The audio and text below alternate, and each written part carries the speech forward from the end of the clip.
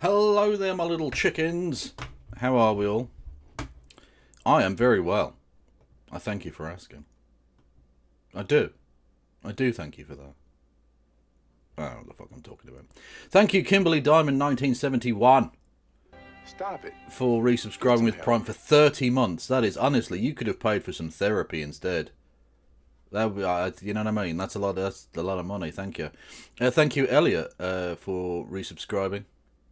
10 months, much love. And we're on a hype train. If we get to level 2 of the hype train, I will finger. Who will I finger? I'll let chat decide. I'll finger a fascist, a dead fascist of some variety. With the finger of justice. Boom. Yes. Yeah. What have we been up to? Are we ready for some question time? I'm ready for some question time. I mean, you'd better be ready for question time because that's literally the content tonight. Get some help. That's literally it. Okay? I've got nothing else planned. So, you know, come to terms with it. Yes. Shut the fuck up, Logan. I didn't give you permission to talk. Dickhead! Stop it. Get some help. Yeah, thank you. Hello there, KSO128. 34 months. My brain is ready for a bit. Love it. Love it. And thank you, Dr. Lewis. 46 months. Hi, Kev. You are not a doctor, but you can check my prostate.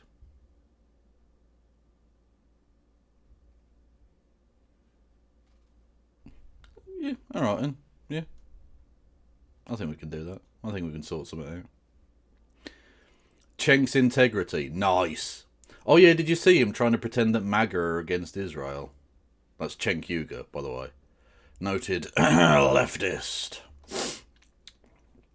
Very amusing. Anywho. Yeah, well, no Justice MTG. So, you know. Strap in. And, I mean, I'd say enjoy, but it's question time, so obviously not. Like, really, really obviously fucking not.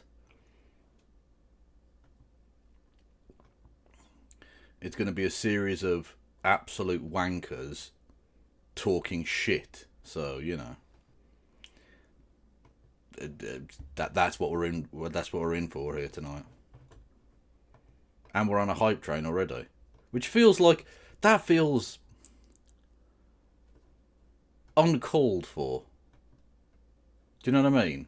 Like, it feels like this is bad and you shouldn't support this. If, honestly, you giving me money right now in the form of bits and subs on Twitch or in the form of memberships and or super chats on the YouTubes, if that feels like you're enabling me.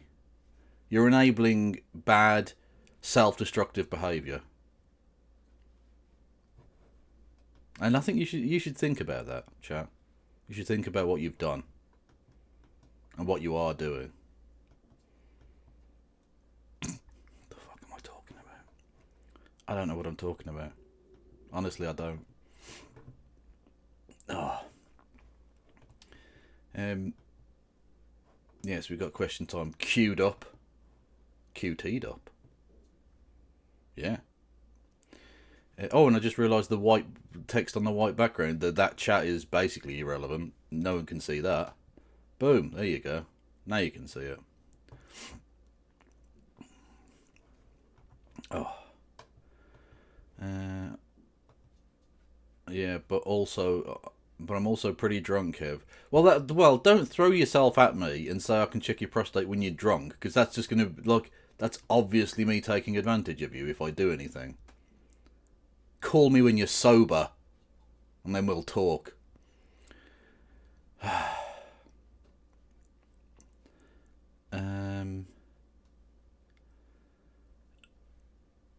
Reminds me of the uni lecture. I don't know what those. I assume most of these places probably are uni lecture halls, or some of them are anyway. I don't know, or like public. Oh, I don't know. How goes it in the land of the Angles? It's shite. It's really bad, actually. What's the lineup tonight? I don't know. 'Cause I don't know what those. I don't know what those. I assume most of these places probably are uni lecture halls, or some of them are anyway. I don't know, or like public. Oh, I don't know. How goes it in the land of the Angles? It's shite. It's really bad, actually. What's the lineup tonight? I don't know. I don't know. I'll be honest with you. I was mostly having a kip. I woke up an hour ago. I haven't got a fucking clue what's happening. Don't know, mate. Admit.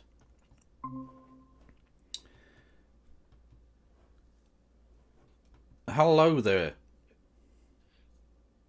Hello, Kevin. How you doing? I'm very well. How are you? Yeah, not too bad. I'm having some trouble with both my camera and my headphones now, which is great. Really, really glad this happens immediately as soon as I try and go live. Nice, nice. Well, if it makes you feel any better, I ate slightly too many bourbon biscuits and I feel a little bit sick. I mean, a very easy mistake to make, honestly. I'm not even going to say mistake. I regret nothing. I mean, touche, touche. I'd do it all again. I absolutely regret nothing, and I apologise for little. Yeah. Should we do some question time? I was gonna first before we do. Did you see the Independent article that came out today, where James Watt, the ex CEO of BrewDog? Oh, not the technologist. No. No. So the bellend from BrewDog. Right. What about him? Apparently, him and his girlfriend, who's called Georgia Toffolo, she's called Georgia Toffolo, and unsurprisingly, her friends call her Toff, not Okay. Toffo. Don't start eating her and start chewing her. I don't know. I'll chew her out though, metaphorically. Oh, okay. Right. Let's get back on track. Come on now. Anyway, so they have a quarterly review of their relationship. Gulags. They need to be gulagged. Straight away. Do not pass go. Do not collect £200. I'm sorry. The financification or whatever, the businessification of everything needs to stop. It needs to stop. Yeah. Oh yeah. She was 100%. on Made in Chelsea, apparently.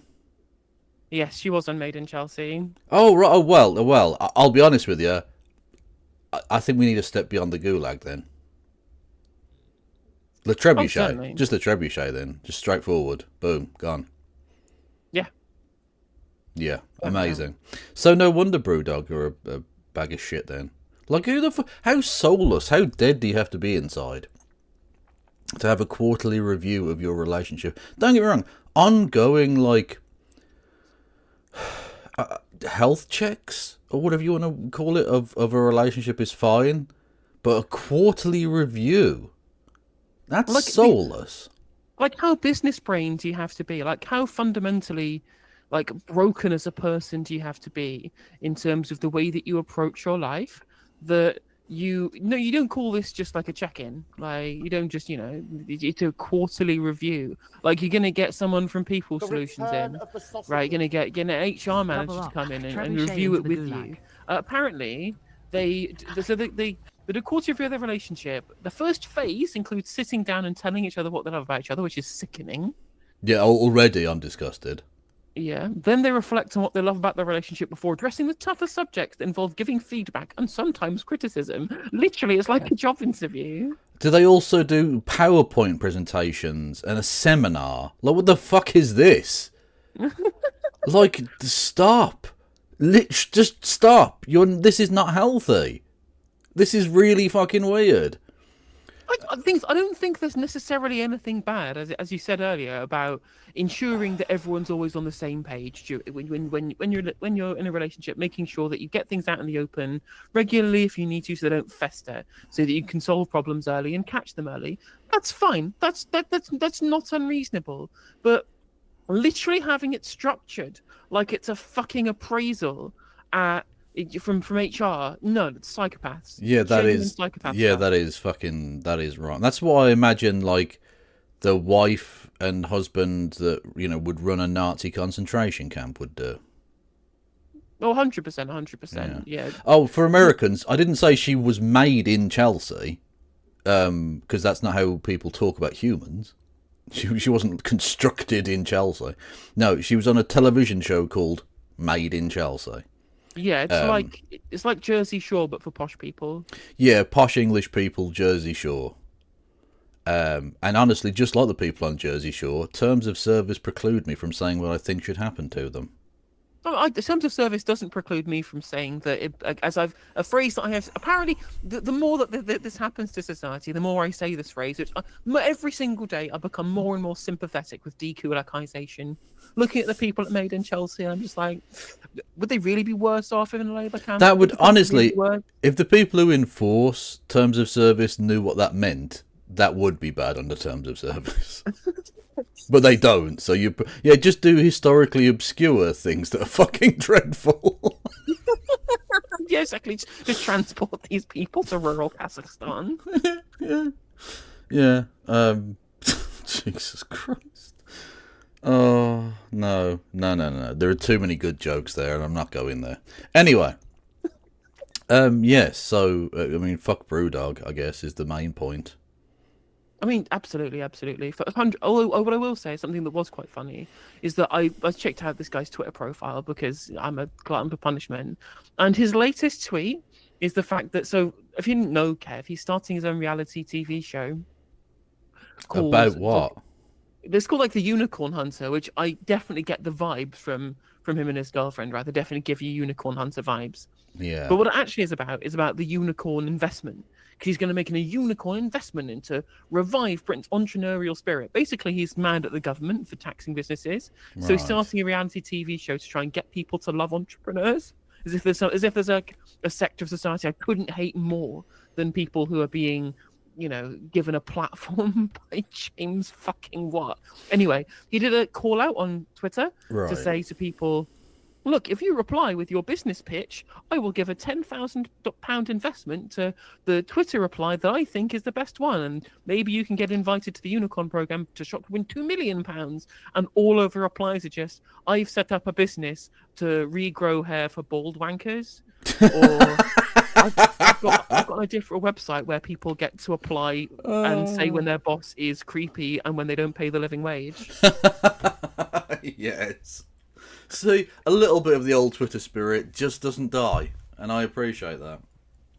I like that. Exactly, 100%. If there's one thing that Twitter has been good for historically, it's getting famous people mad by clowning on them in their own replies. Because these people think they're right, especially like the journalist class. They used to use Twitter as their platform, as their pedestal, which to impart their wise opinions on everybody else. And then when Twitter became more open and more people started using it, they just kept getting told that they were stupid and idiotic, and now they hate it and they think the public is below scum. And to be fair, probably right about some of this, but the journalists are even lower than the general public. So yeah, Stephen Fry had been the apt example of that. I think that process that you just described.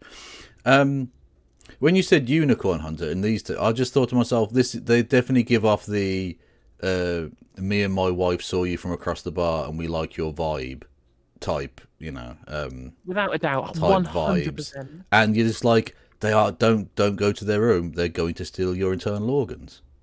Just don't do it. They will steal your kidneys and leave you in a bathtub. But before they do that, they will give you a performance review over how the threesome went. They will also do that, yes. Yeah.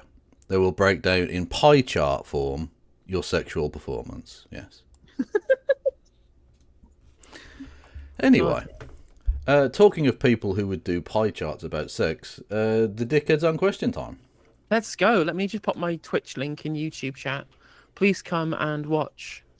It's over on Twitch, YouTube viewers. Please click the link and come and join us in chat. Otherwise, you will definitely fail your quarterly review as viewers. Exactly. Your viewership quarterly review. Yeah. And you don't want that because the consequences are mind-blowing. Again. Exactly. I will write you a letter explaining just how angry I really am. It will be like the defenestration of Prague. Yep. That is another obscure historical reference that the people that do terms of service have no chance with. They're not going to pick that up. That's fine. Anyway. Okie doke. No worries. Let me send you over to Kevin before we. Yes. Hello there, YouTuber people. Before we move over. I used to love Fry, but he has his nose up in the air. Well, that's the problem. Stephen Fry is a very well-educated man, and, you know, not an unaccomplished chap. But he's a person who doesn't realise how unbelievably privileged he's been his entire life, I think. And so he's just had people, like, sniffing his arse his entire life, and he bought into it. And so when he says dumb shit, and people go, that's dumb, he gets genuinely upset about it. He does. He does. I mean, I don't know. I think the person on Twitter who gets the most angry when people disagree with his opinions is David Quantick. Have you seen how David Quantick literally has like a fucking like one of those basic? It's basically a meltdown that you know is a meltdown, but he doesn't make it look like it's a meltdown. Right. Where he'll just post like sarcastic replies to everybody, like every single like 20 follower account who's in his replies being snarky, but you know inside he's fucking seething. He's Yes. the word for it. Oh, nice. Beautiful. Well, thank you, Christronomy, for Bitty Bits. Much love. Double up, trebuchet into the gulag. Okay, I see what you've done there. I mean, I'll be honest with you though. You've missed, I think, the goal of the gulag of the trebuchet. Like, what you're going to do is just make a mess with inside the gulag, which is that's not helpful. I see what you've done, and I appreciate the energy. I like a bit of creativity, but that is a non-starter. Yeah, all it's I'll say. true. It's true. Now, I don't know who the panel are tonight, but I can only assume it's Hitler and the Devil or something. I'm not sure. It's Scotland today. Oh, okay. McHitler and the Devil Monster. I don't know. Tonight, Question Time has come to Scotland's biggest city, to Glasgow. Hey. Our audience, as always, reflects the electoral picture across the nation, across Scotland tonight. Welcome to Question Time on BBC iPlayer and Sounds. Okay.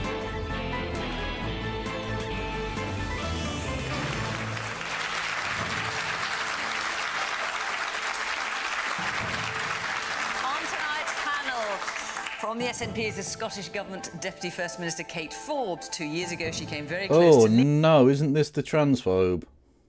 I mean, she is a transphobe, but like she's not.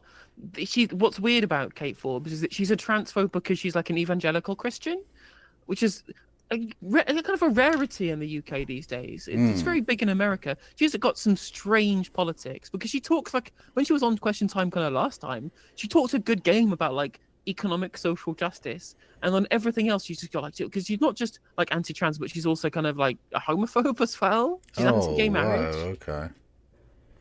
So she's very much LGBT without the LGBT. Yeah, quite so. Nice. Leading her party and being First Minister, she's also Cabinet Secretary for the Economy. From the UK Labour government is Energy Minister Michael Shanks. His party won 37 seats here in the Westminster election. His head. He has the shape of it. Okay, stay with me. His head is shaped like a Family Guy character.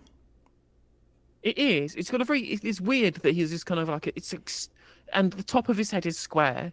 Yeah, it's like it's been squashed in a slightly weird way. Like, or it looks like a normal head that's being viewed through a hall of mirrors effect. Do you know what I mean? Like it's a weird ratio we're watching of the TV. I don't know. Lego. It's true. It is like a kind of Lego head, isn't it? It is a bit Lego. What is the noise? What are the noises happening there? Thank you, James Holmes, for gifting 10 memberships on the YouTube. But I will just turn off the alert box noise because we don't need to hear that 10 times. Thank you. That's oh no. That's the result of the use of forceps. No. They didn't squish his head. Stop it. Oh dear. Also, Chad jawline, gotta say. It is quite the chat. It's a very Dylan Burns jawline. It is. The kind of jaw that would... we won't go there. We won't go. Last July, 36 more than the So how previous many? election. What do it remind me of? Russell Kev? Finley's been leader. What? Whenever anyone says that, it reminds me of a Frankie Boyle joke about David Coulthard when he talks about how David Coulthard has a big chin, and it was like, do you reckon when he goes down on his wife, it feels like she's being rescued by a dolphin? Yes. Oh, love it. Anyway. Of the Scottish Conservatives since last autumn. Before politics, he was an investigator. Why do you exist? Why are Scottish Conservatives a thing? I mean, you're not going to be for much longer, lads. Enjoy. But, like, you're fucking pathetic. You're useless. You're fucking scum. Fuck off. And the irony is that Scotland might be the only place that the Conservatives have seats come the next election. Because did you see the poll that came out today? That had the Tories on 18%. Add them down to 26 seats. Yep. You're wiped out. You're literally, like, I've been saying for a while, it's over for them, right? They're going to get fucking wiped out. It's the end of history for them. It's over. But you're still thinking, well, I mean, surely sense has to prevail at some point and blah, blah, blah. But no, they're just going to go, they're going to go down fighting. Did you see Kemi Badenoch this week? Essentially fucking chewing out her own backroom staff at CCHQ about, if you can't fundraise for me, then you can fuck off. I mean, you're dead then. If the one thing the Tories can always do is raise money. And now all the money people are with Nigel Farage. You're dead then. Bye. See ya. You got nothing. Exactly. And the funny thing is that their response, their riposte when briefing to the press about what they'd been told was like, how the fuck can we campaign or fundraise when we have no policies? Which I thought was really funny. That is pretty good. That's pretty good. Thank you to Lord Fritos for gifting a sub. Thank you. Thank you. Anyway, so the Conservatives are dead. They're dead. Can we get some lols in chat? Journalist focusing especially on organised crime. Despite Labour's success last year, his party retained the second highest number of seats in Holyrood. Lorna Slate is the co-leader of the Scottish Greens, who want an independent and green Scottish Republic. She was a minister in the government here for nearly 3 years before her party's power-sharing agreement with the SNP collapsed last April. And the columnist Alex Massey writes for The Times and The Sunday Times. He also co-presents the Ponson... Okay, I don't know this person, right? But I'm just going to say wanker, straight off. I mean, you're an excellent judge of character, because I think that wanker is probably too diplomatic of a term for this absolute stone cold cunt. I don't know this person, but just look at him. This man is addicted to the smell of his own farts. Look at him. 100%. Look at him. He writes The Spectator as well.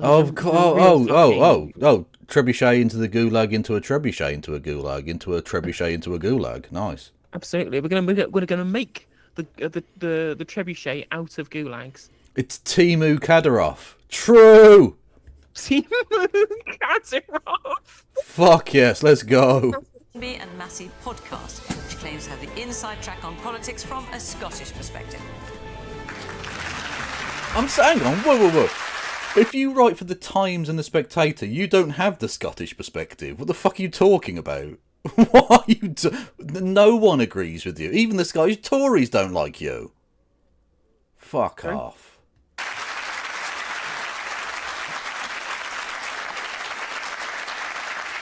Good evening. Welcome to our panellists. Great to see you all. Welcome to our audience here. Great to see you as well. And of course, welcome to you at home. You can join in the whole conversation about this programme on social media. Or who knows, you could just sit back and watch. Anyway, let's take our first question, which is from Joe Fell. Donald J. Trump was elected 47th President of the United States, but when was he elected Master of the Universe? Yeah, no, that's a good question. I mean, it's open-ended enough that that's fine, but, like, I do just want to say we do need to hear a lot of use of the word ethnic cleansing, otherwise this won't have been a worthwhile conversation. True. Although I can say I am almost bored of having to talk about Donald Trump, and we are 16 days in. Yes, he is. He's pretty fucking annoying, isn't he? But unfortunately, it's sort of impossible to avoid. Yeah, very true. Unfortunately. It's one way of putting it. Kate. Well, do you know the most infuriating thing about Donald Trump is that he makes inflammatory statements to dominate the news cycle, and then all we do is talk about him, obliging him in what he wants. True. I literally said this yesterday. I'm going to try and play him as little as possible in the next 4 years. Like, Well, I will have to start talking about, the issues around it, but I don't want to play clips of him. I don't want him to get that, like, he needs that oxygen, and I'm going to try whatever tiny way I can to deny it to him. Yeah, and every moment you spend talking about Donald Trump is time that could be spent talking about Elon Musk, who is the real president. Well, literally, yes, exactly. President Dittman needs to be talked about a lot more, I think, yeah. True. And he is not the master of the universe. He may have an America First policy himself, and he is No, he doesn't. democratically Whoa, whoa, whoa. elected No, as no, the no, no, no, President no, of no, the no, United no, States. no. No, he doesn't have that. He is strictly, completely already said that he has an Israel First policy. He's made that very clear and obvious throughout his entire run and ever since. The fact that the first person he invited was Benjamin Netanyahu, wanted war criminal. Just want to put that out there. And has given him everything he wanted and more, so he was sat there purring like a Cheshire cat. He's got an Israel First policy, not America First. Yep, that's the hierarchy goes as far as Trump is concerned. Israel, himself, Elon, and then America. Yes. Yeah, no, Elon definitely is in there. Yeah. Here in Scotland, my job is to deliver for the Scottish people and to support our ambitions, and that includes world peace. That includes ensuring that we support our closest neighbours. That includes ensuring that our trade and our export and our businesses are thriving. So Donald Trump sees himself as a man who wants peace, and he's made this proposal for Gaza, which I'm sure all of you are familiar with, Which is to literally ethnically cleanse it of 1.8 million people. And make I'm sure it they'll so mention it. nice that they won't want to go back. Because that's how people work, you understand. They're like easily tricked salmon. Yeah, that's exactly the kind of thing that he's saying there. And again, will we see the BBC actually acknowledge that this is ethnic cleansing that's being proposed here, or is it what's it fucking Ian Dale describe it as? Like something like genius or madness? And I'm just like, we're describing ethnic cleansing here. What? Yeah. Oh my god, is that true? Fun fact, the editor of the Scottish Spectator, the guy who was on the panel in November 2018, wrote an article for the Spectator suggesting that France should reasonably honour Philippe Pétain for his service in World War One. Wow. The guy who was the Nazi collaborator, who should Yep. have been executed. Indeed, he should have been. Yeah. I mean, that doesn't surprise me, given that the General UK Spectator had an article from Tacky entitled "In Praise of the Wehrmacht." They did indeed. They also had another article which was in praise of Golden Dawn, the literal, actual, factual neo-Nazi party in Greece. Yeah. How did we used to deal with fascists in the past? I mean, maybe we should have done more with that. Yeah. Maybe we should never have stopped doing that. which is basically empty it out, get companies in there to build a new, beautiful new land. is the way he describes it. What's your response? Get people out. That's how she's describing it. She's describing ethnic cleansing as getting people out. Not, war crime, not, crime against humanity. Just the people are gonna get out somehow, and then he's just gonna develop it. It's nothing. It's entirely perfunctory. There is nothing here that is, a disgrace to humanity at all. Yeah, they describe the media in the West has decided to work toward the Führer, in the way that they've decided that genocide and ethnic cleansing can just be described as a piece of real estate development. That's all it needs to be described as. That's fine. Yeah, I'm sure this is how Le Monde described Hitler's plans for the Sudetenland. Donated $5. Yeah. I think the UK should honour the contribution of Oswald Mosley to the United Kingdom Jesus political Christ. landscape. Thank you, Lord Fritus, with the I am going to say sarcastic super chat of I think that the UK should honour Oswald Mosley for his contribution to the nation. Touche. Although, to be fair, we did lock him up. Do you know what I mean? Like, I mean, we should have done something else to him, but we did lock him up at least, which is something. And to be fair, it was important to keep him alive. Otherwise, where would the news of the world have gotten their human interest stories in the 2000s? Very much so, yes. Call back to definitely not coke and Nazi sex parties at all.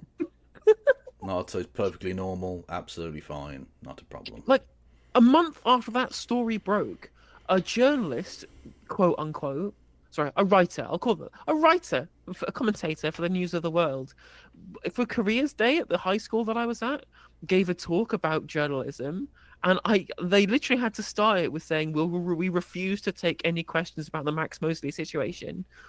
Because I was so revved up for it. Because despite whatever's happened, I thought it was a massive fucking press overreach into Max Mosley's private life. You can discredit Max Mosley for plenty of things that he's done, but if he wants to have coked up Nazi-themed sex orgies in his private time, that's his business, as far as I was concerned. Again, the Nazi thing I do have a problem with.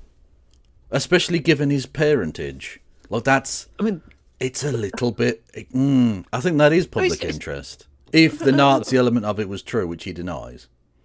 Okay, I mean, you can have Nazi-themed things that are innocent of adherence to Nazi ideology, right?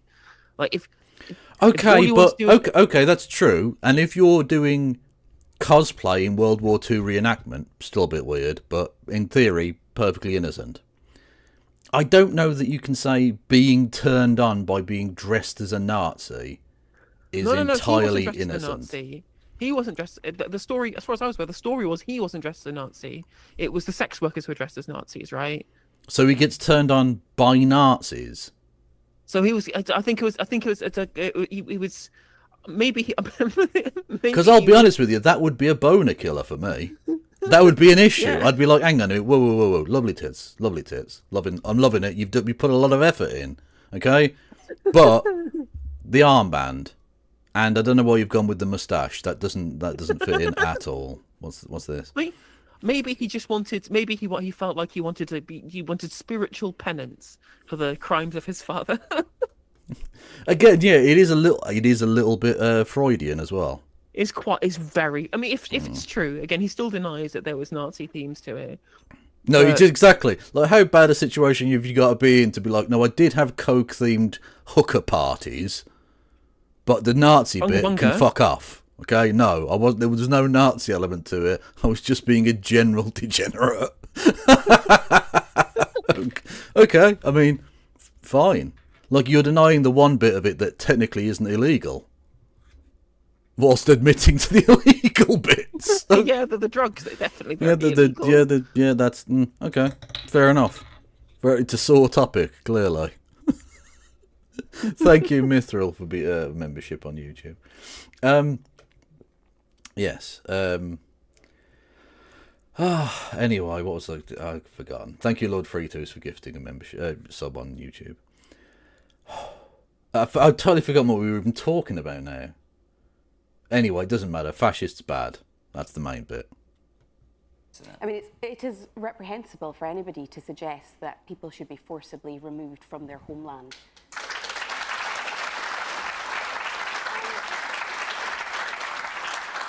So are you saying that he is reprehensible in suggesting that? Well, I would suggest that he makes these comments, as he has made many comments, in order to get a lot of attention and to publicly dominate the conversation. But there's two great concerns I have right now. Not only have the people of Gaza come through the most horrendous times, with the most recent UN report suggesting that at least 45,000 have died. And alongside that, 1,000 Israelis. There are hostages that still haven't been returned. We are in the early days of a fragile ceasefire. And those of us who want to see peace and a two-state solution are deeply concerned by anything that destroys that ceasefire. And the suggestions and the comments are just completely unacceptable. And I think on this, world leaders should unite in opposing any efforts to forcibly remove people from their homeland.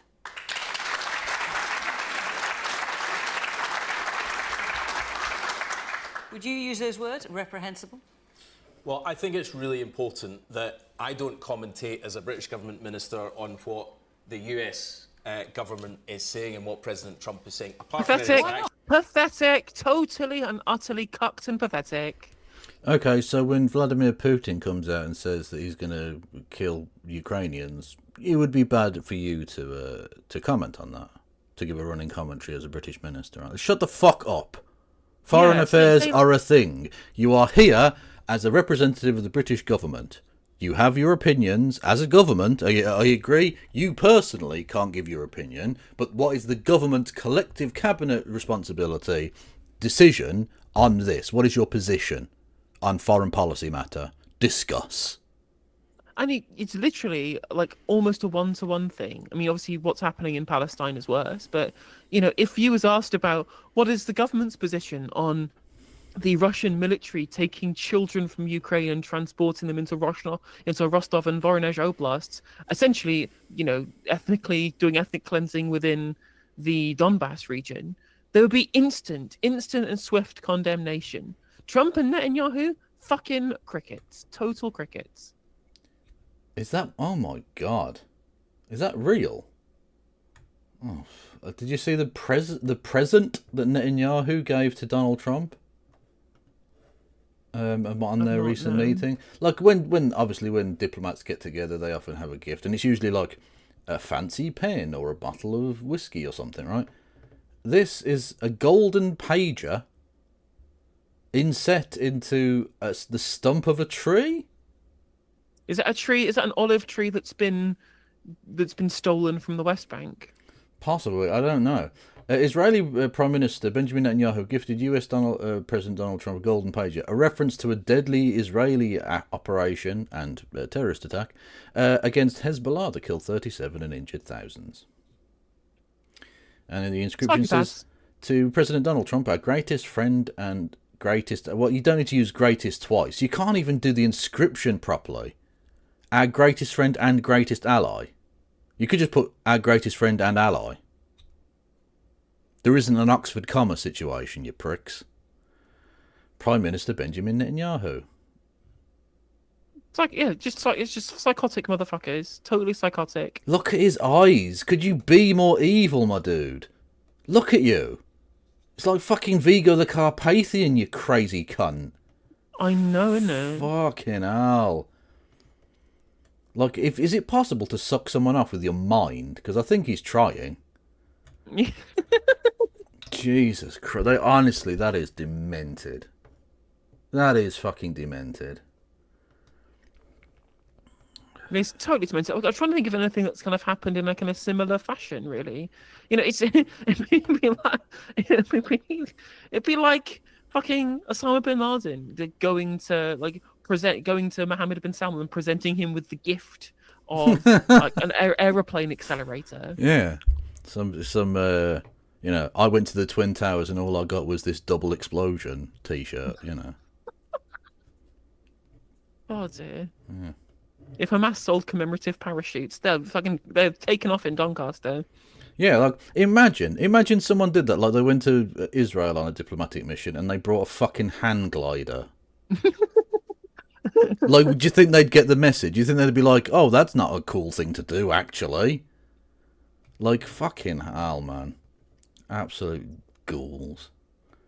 I actually agree with Kate that I think there's a real danger we wake up every morning to whatever press conference has gone on during the night in America, and that becomes the news cycle that we respond to in this country. And I'm really keen that we focus on what the priorities are for our country here. And that we don't, which is we're great, not and we'll be deterred doing from that. those things. But what lots of people have asked about, and that's the reason we chose Joe's question, there were lots and lots of questions, more questions about anything else, about Donald Trump and his proposal, which of course include Gaza, tariffs, all sorts of things. So we will come to the Labour government shortly, I'm sure.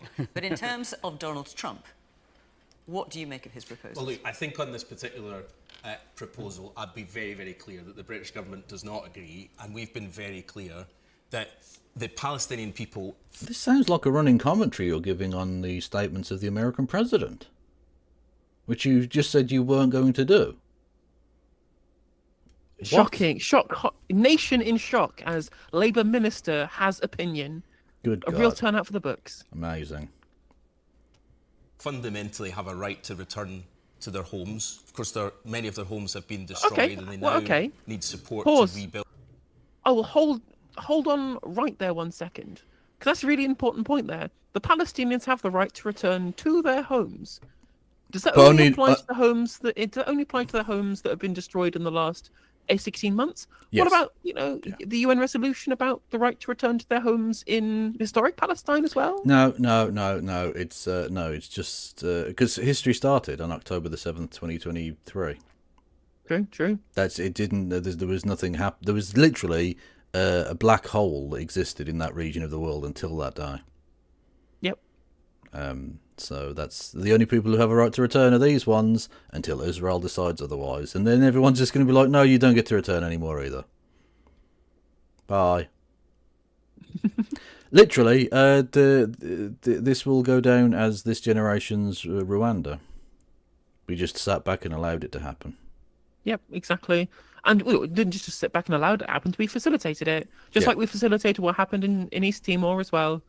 What we facilitated in Bangladesh, what we facilitated in West Papua, right? Things that we helped facilitate every single time. Like we helped facilitate what happened in Afghanistan as well, remember? Yeah. Jesse Waters, top clown on Fox, suggested sending Palestinians to Greenland. I think actually his brain might have melted. And like the bits of his head that compartmentalize information have gotten mixed up there. And it's just like brain rot about Palestine and Greenland is sloshed together, and he came out with that sentence.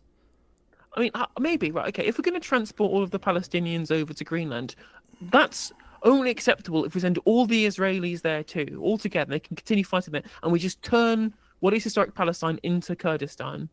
There you go. How's that for a one-state solution for you? Or hear me out. We don't send anyone anywhere because that's not a good thing to do. No, that would be ethnic cleansing, regardless of people that it happened to. Yeah. But shockingly, people seem really upset, and probably rightly so. If you said, well, maybe people should stop migrating from America to Israel because that's the colonization that they're doing. But you try and say people, maybe that should be the area where Palestinians should live, and they get very defensive. You can't just say, where are the Jewish people going to go if you dissolve the state of Israel? I'm just like, how about we don't have our states entirely built around ethnic lines? Yeah, Maybe I be a think, better okay, idea. hot take. Ethno-nationalism is bad. Call me crazy, but I don't think ethno-nationalism is a good thing. No. But apparently that makes me an anti-Semite. We tried the whole ethno-nationalism thing in Europe, and I can confirm it didn't go well. No.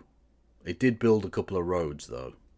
Although, to be fair, that mainly facilitated foreign armies then invading that nation. Punctual railways. A railway punctuality really, really increased during that short period. Actually, and nothing else happened at all. Really annoyingly, he didn't. Benito Mussolini's trains were no better than they were before. It's really not. By the way, 707's in chat because he got mentioned. Fuck it. I've got an animated emote for that now. Just specifically to laugh at the death and hanging upside down of Benito Mussolini. That's worth $5 of anyone's money. True. Yeah, his trains, they weren't any better. It's such a lie. Also, Hitler didn't really build that much by the way of autobahns. They were basically finished by the time he got there. It's all fascist lies, all the way down. Build at their homeland, and the UK government put £70 million more into aid to help with that, and we'll look at more in the weeks and months ahead. The Palestinian people have a right to return to their homeland. But Kate's point, I think, is really important. We have a ceasefire just now. It has taken a long time to get to this point, but it is incredibly fragile. And we have to make sure that this ceasefire isn't a temporary pause in the conflict, but is sustainable, so that we can then build towards a genuine peace process where the Palestinian people aren't just returning home, but they actually are returning home to a sovereign Palestinian state. That's the only way that we deliver long-term peace in the region, and that's what we absolutely have to work towards as a whole world community. Man at the back. Okay, and that would hold a lot more weight if you weren't obviously partisan pro-Israel dickheads. It's very funny. I did this thing on that. This was what somebody said on Politics Live yesterday as well with Ash Sarkar, where he said, "Well, what we need to do is get towards a two-state solution where there is an internationally recognized state of Palestine." I'm like, you are in government. You are an MP for the current governing party with a giant majority. If you think that there should be a sovereign Palestinian state recognized internationally, why don't you table a motion in Parliament for the UK to recognize the state of Palestine? You can do that, you know. You could do it right now. They're not going to. No. Despite Donald Trump's suggestion being quite radical and a breach of the Geneva Convention, if the United States is not going to rebuild the Palestinian homeland, who will? All right, let's hear the woman here. Dickhead. Right, you realise you can rebuild a place. Firstly, good little point for the future. Don't destroy it in the first place. Would be good. Just again, that's more of a future thing and for everyone around the world. But if a place does get destroyed, you can rebuild it without ethnically cleansing the place at all. It doesn't matter who does it specifically. Like, the international community should do it. The US can even pay for it if they want to. What you can't do is take over and build casinos where there used to be fucking hospitals or something. You can't just build Trump Tower on the Mediterranean. Exactly. Not even Vladimir Putin thought that was a good idea after essentially doing the same thing to Chechnya that Israel have just done to Gaza. Even Vladimir Putin was like, okay, maybe we should be rebuilding this. And we're not going to try and ethnically cleanse these people. We just want to own the territory, right? They can stay there and we will rebuild it. And Trump is just like, no, I'm even more vile on this particular issue than Vladimir Putin is, because we're going to build it us and we're going to kick out everybody else. And there shouldn't be any... And then this guy in the audience go, who's going to rebuild it? I'm like, mate, fucking Israel should rebuild it. They should be spending the money to rebuild what they destroyed. Yeah, you destroyed it, you fucking pay for it. Yeah. I think what we're not talking about is the Israeli determination to take over the Gaza Strip, supported by the US and the United Kingdom, who are arming Israel despite what some of us would call ethnic cleansing of Palestine. And we are not saying enough to say we are against it. We're mealy-mouthed about the whole ethnic cleansing thing, and I think it's wrong. And we should be much more upfront about it. Yeah. First round of applause of the night for the basic acknowledgement of a thing that the media are ignoring entirely. The fact that this is ethnic cleansing. Get her on the panel. Fuck it. Yeah. She's been more forthright than anyone on the fucking panel. Yeah, exactly, yeah. Oh, I can't wait for the Spectator bloke. You know it's going to be the wackest shit imaginable. Yeah, some real Zionist brain poison. To use the word ethnic cleansing, and I think that doesn't even capture the full horror of trying to erase a state, to erase a people. And that's after 15 months of bombardment in which their homes have been laid to rubble, in which time women and children, about half of the 45,000 deaths were women and children, who were held collectively responsible for the heinous atrocities that Hamas committed. And during that bombardment, they had water withheld, food withheld, medical... What is that accent? It's half American, half Scottish. Okay. Well, so she's Canadian. She might be Canadian. I'm not sure. Either way, she's some kind of North American and Scottish. Interesting that she says that they had water and aid withheld. Do you think she'll mention who said that Israel had the right to do that? Do you think she will? Well, isn't she the Green Party? Yeah, I hope she does. I mean, that people should be saying it every time. Yeah, okay. I'm just like, I don't think she would be doing that to protect Keir Starmer. No, but it'd be funny if she... The question is, of course, will she go for the jugular? Because the Green politicians we have been very critical of for not going for the jugular, and I hope that maybe the Scottish Greens will do a better job. True. Care withheld from them. And now they're being told that, you know, Donald Trump is going to take over, remove Palestine from the map entirely, remove Palestinians from Palestine so that he and his billionaire pals can build a resort. I think the sensible question is not only who elected Donald Trump, who elected Elon Musk? Okay. True. Alex. Apparently she's Canadian, I'm being told.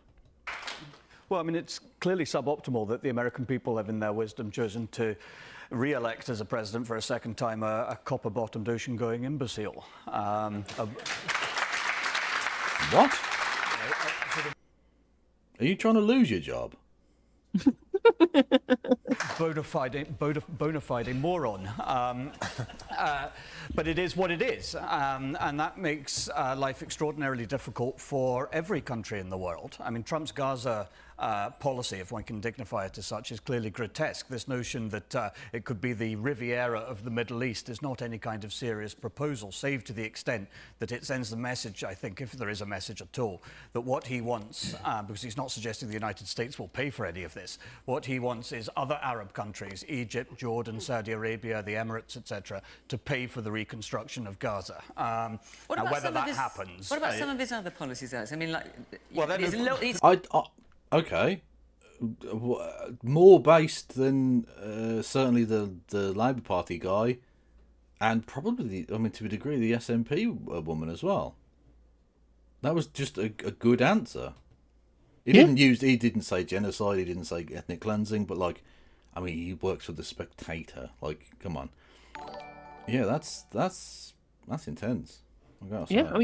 It's very clear that, I guess what Donald Trump is doing and is suggesting is so heinous, it's so monstrous that basically only the real dregs of society are the ones that are supporting it right now. You have to be a real kind of Julia Hartley Brewer to be in support of this. Because to be fair, Julia Hartley Brewer jumped the gun on this one.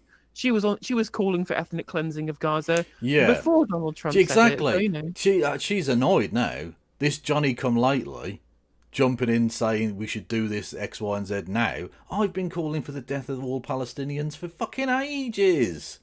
She's had a stolen valor, right? Exactly, yeah.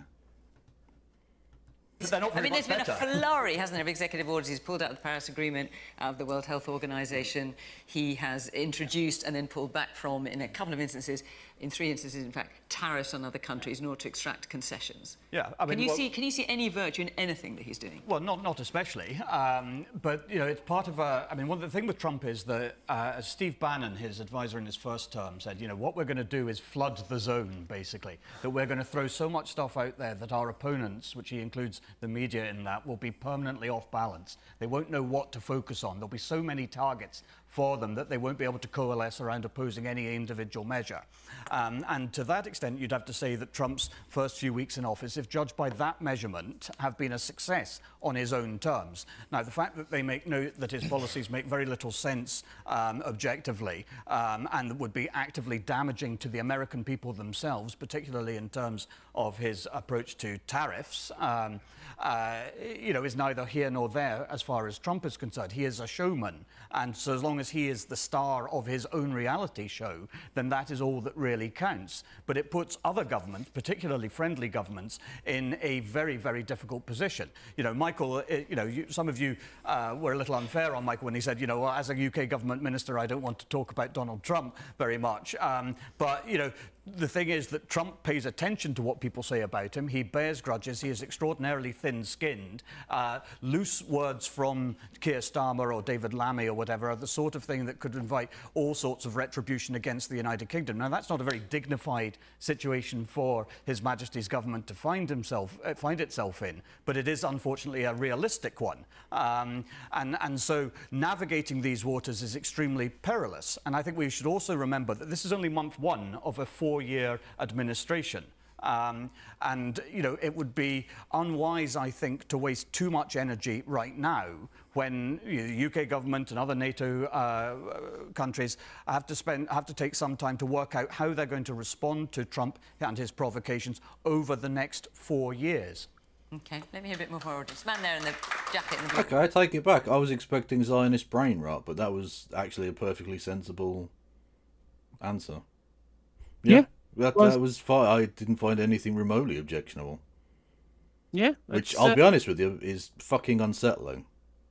Donald Trump is such a scumbag that a person that I think terms of service should happen to is making sense. And that is fucking... that is terrible.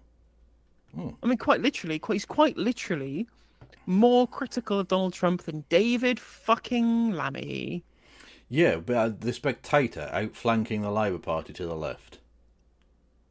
on like geopolitics as well. Like, you could maybe consider a world where the Spectator might say something that was like economically or like common sense points position, like on nationalization or whatever, because it's clearly failed. But the Spectator and Times journalists are usually just like fundamentally like mega ultra imperialists who would never ever even think about something internationalist, and even they are now more internationalist than David Lammy is. Yeah, unbelievable. But then again, at no point has anyone from the Trump campaign bought Alex Massey 2 lovely meals, and so at the end of the day, yeah, David Lammy's probably correct. Yeah. So I understand. Apart from the fact that I believe Trump lives in his own universe, made the statement about the Riviera, what is disappointing and concerning is the lack of a firm response, not just from the UK government. Why is he talking like a Dr. Strangelove character? Mein Führer! For the Western government. Can you imagine if China made a similar statement about Taiwan?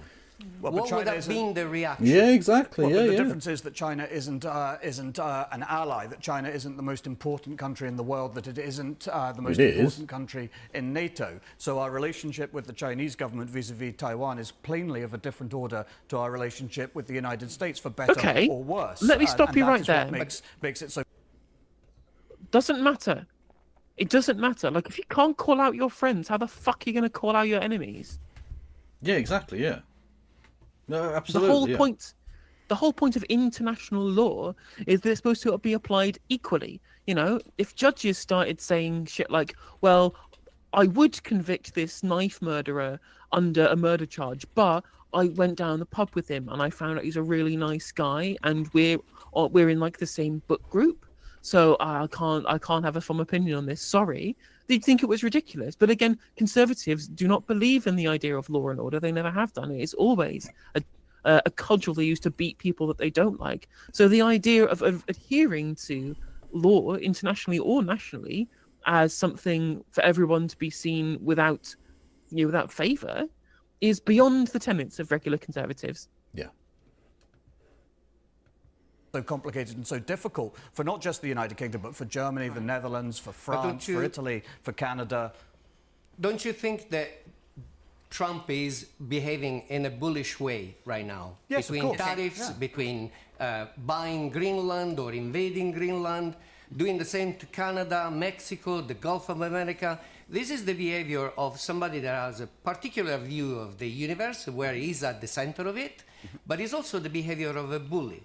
And I think whether we are the closest nation to the United States of America or the close ally as a Europe, we need to be firm to make him understand that he cannot make statements like this. Okay, Russell, should we be standing up more to Donald Trump? Well, whether or not we like Donald Trump and all the things that he has said, he is the democratically elected president. I already hate him. I already fucking hate him. He's not even got to the end of his first sentence, and I'm disgusted with this human being. Trebuchet. Yeah. The United States, our most important ally. 140 million Americans cast their vote for him, and we have to live in the world that we live in, not the world that we would like to be living in. And one thing that we have to be acutely conscious of, and Alex Massey touched upon this, is that Donald Trump does bear grudges and he does listen to what people say about him. And we have to be conscious of the fact that he is... So we have to be massive pussies and just never say anything that might offend him in any way whatsoever. Sovereignty! That's what's so dumb about it. It's like, yeah, well, he acknowledges what people say about him, and it's like, well, do you think Xi Jinping doesn't do the same thing? Do you think Xi Jinping doesn't have a TV. He doesn't want to pay the license, so he just doesn't have one. No. He doesn't know what's happening. You know, I mean, I guess the irony, of course, is that Xi Jinping probably may or may not pay attention, but do you think Xi Jinping fucking cares? Well, no, of course he doesn't. Also, yeah, he did get his numbers wrong. When he said 140 million, that was the total number of votes. 77.3 million Americans voted for him. Yeah. But, you know, it's the Scottish Tories. Like, the fact that he knows that there are people in America is something. Like fucking, you've had literal government ministers from the Tory party not know that fucking Rwanda and the DRC are different countries. So like picking him up on numbers, nitpicking. Also, it is funny. It's on that specific remark. I say it's not really funny. It's kind of grotesque, but it's funny to think in kind of retrospectively in this case. Remember, like in 2022, they were talking about Rwanda, and on this very channel, I was just like, and these are two countries that are likely to go to war in the near future. How the fuck are we sending asylum seekers to fucking Rwanda when they might be at war? And here we are, and Rwanda and the DRC are at war. I called it. I was correct. Screw you, fucking uniparty dickheads. But if we'd sent them there earlier, we could have just wiped our hands of it and no problems. Oh dear. Literally, it would have been government policy. They wouldn't have given a fuck. It would absolutely would have been government policy. Yeah. On the rampage in respect of tariffs, there's a very real chance he might seek to apply tariffs on the United Kingdom, and that could potentially have Why is it about... Is there a town in Scotland where they produce these Pat McFadden's? The border towns. That's where they come from. Just the most boring, like, dead cunts. But the most boring, banal, dead behind the eyes, no passion in their soul, nothing. Briefcase wankers. Yeah, the most briefcasey fucks you've ever met in your life. Act on Scottish job. Tell you what you need to do, Scotland, right? All of those based fucking awesome people in like Glasgow and Edinburgh and shit, you need to spread it out a bit. You've got too much concentrated mad lad energy in certain places, and then just these fucking dead-eyed freaks. These mutants. Just fuck it, just move the border up. Just cut them off. England, you have them. Yeah, I think if the people of Scotland definitely want something, it's less land. They definitely want to give England some free land.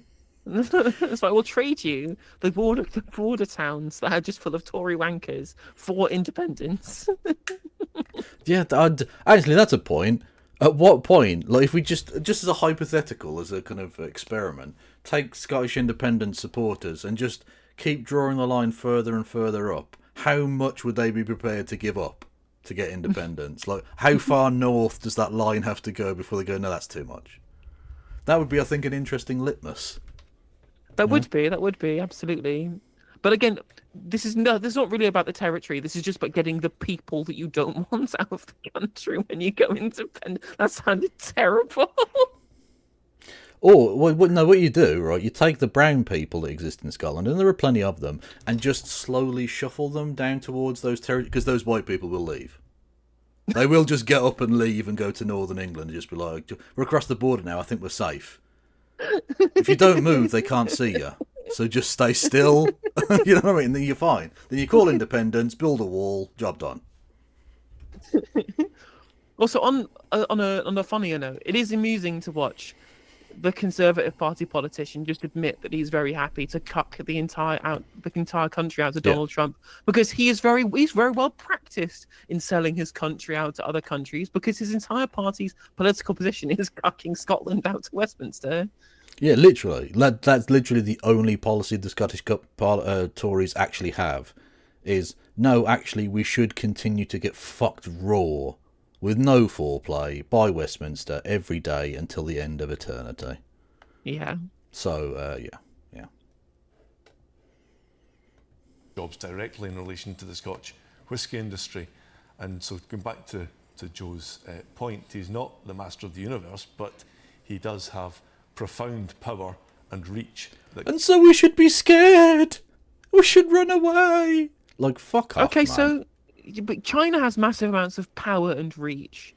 Does that mean we should just not buy any of their things, despite the fact that they have it? They're one of the people who export the most to us. I was about to say they're the only people who make things. If we don't buy their things, where are we going to get things from? Exactly. It could very well impact on jobs in this country. So we let him bully us? I don't think we let anyone bully us, but what we do is we... Yes, you do. No, they don't need to bully you if you, pre-capitulate. You're not even making them punch you in the face. You're just going, no, just have my dinner, money. actually, no. He literally, it's that scene in Peep Show where those two muggers meet Mark Corrigan in the underpass and say, "Give me your phone, give me your wallet." And he goes to Jeremy, he's like, I got mugged. And he's like, what do they do? Well, they asked to borrow my phone and my wallet. So you just gave them your possessions. And this is what's going on here. Yeah. And then they make him run off as well. Literally, it's learned helplessness. The Tory party is learned helpless cuckery. Really, they're just a beaten dog. They're so used to Westminster fucking them that it doesn't matter if it's Washington or any other place that begins with W. They're just like, oh no, you just fuck my wife. That's fine.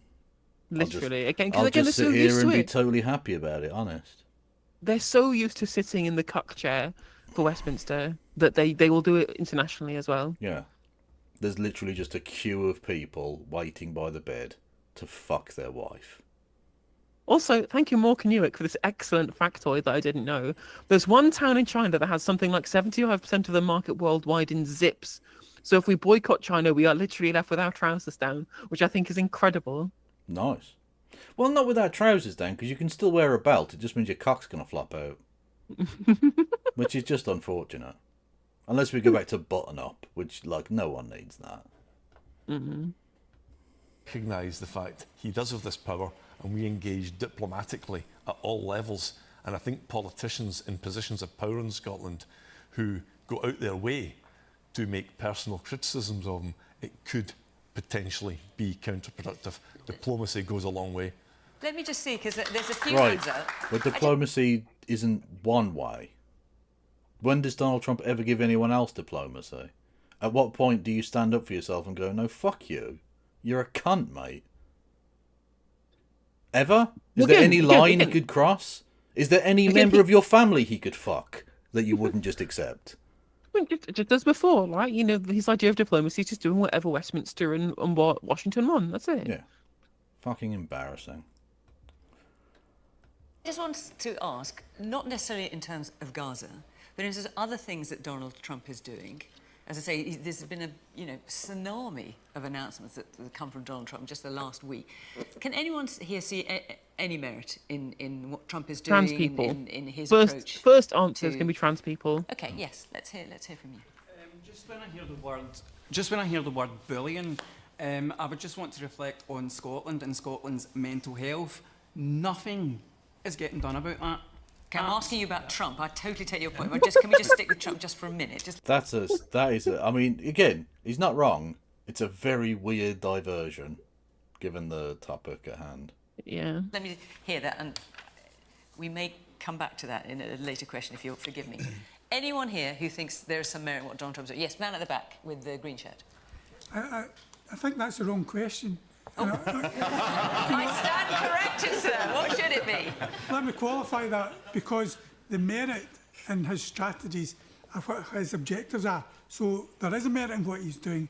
It's whether we agree with that or not. And what dismays me is that this is not a surprise. No, I'm sorry, friend. The whole point of whether it has merit or not is about whether or not you agree with the outcomes or the ideas. You know, we disagree with it because they have no merit. Like, what the fuck are you talking about? Yeah, it's so stupid that has flabbergasted me. Yeah. Well, he thinks it's okay. Well, obviously, otherwise he wouldn't be doing it. Like, what sense does that fucking make? We've got the whole spectrum of Question Time audience members here. People who don't want to even talk about the things that are being talked about. Someone who said something that fundamentally doesn't make sense, and someone giving a passion speech in defence of international law. There you go. Yeah, brilliant. And the problem is, because it's Glasgow, there are going to be Rangers fans in this audience. Just the dregs of there are, humanity. aren't there? Oh no! Just statistically, a few of them will have crept through. There's no 100% effective filter for them, unfortunately. True. Donald Trump's actions have all been mapped out for some time. What surprises me is that our politicians don't seem to have a strategy that manages the balances of working with him. Well, no, because he didn't fucking... there was no... he was obviously going to be very pro-Zionist. He made that very obvious before the election. But at no point during the election did he go, I'm going to build a Riviera. You can't make a plan because he's not predictable. Because he doesn't know from one day to the next what his fucking policy is going to be. I mean, to be fair, a lot of this was resurrected from stuff that was floated during the Biden administration, which just shows you how much of a consensus position it is that ethnic cleansing is fine as long as it's in service of U.S. imperial interests, right? Yeah. I had a fucking massive rant yesterday. Firstly, I had to have a go at David Mitchell. He's become my new Ray Fiennes. Oh my fucking god, that article made me want to jump out the window. Unbelievable. But also the fucking shitlibs going, the Palestinians that didn't want to vote for Kamala Harris. Well, I hope you enjoy being genocided, cunts. Hate liberals, hate them. Honestly, I did have to I had to let off some steam last night. Yeah, same people doing like the people getting deported as well, like people who voted for Trump having their family members deported. Oh, what's that? What's that? Your surname's Gonzalez, and you didn't vote for my candidate. Well, I hope you enjoyed being sent back to Vuvuzela. Looking forward to fucking 50 years of uninterrupted Republican Party rule over America because liberals don't know how to do politics. Whoop whoop. As he is the president of America, but also challenging some of his actions. Because without that challenge, it normalises what he's doing. Man in the white shirt over there. Right, but how do we do that when Trump has decided that it's okay and therefore we shouldn't have a problem with that, according to your first sentence?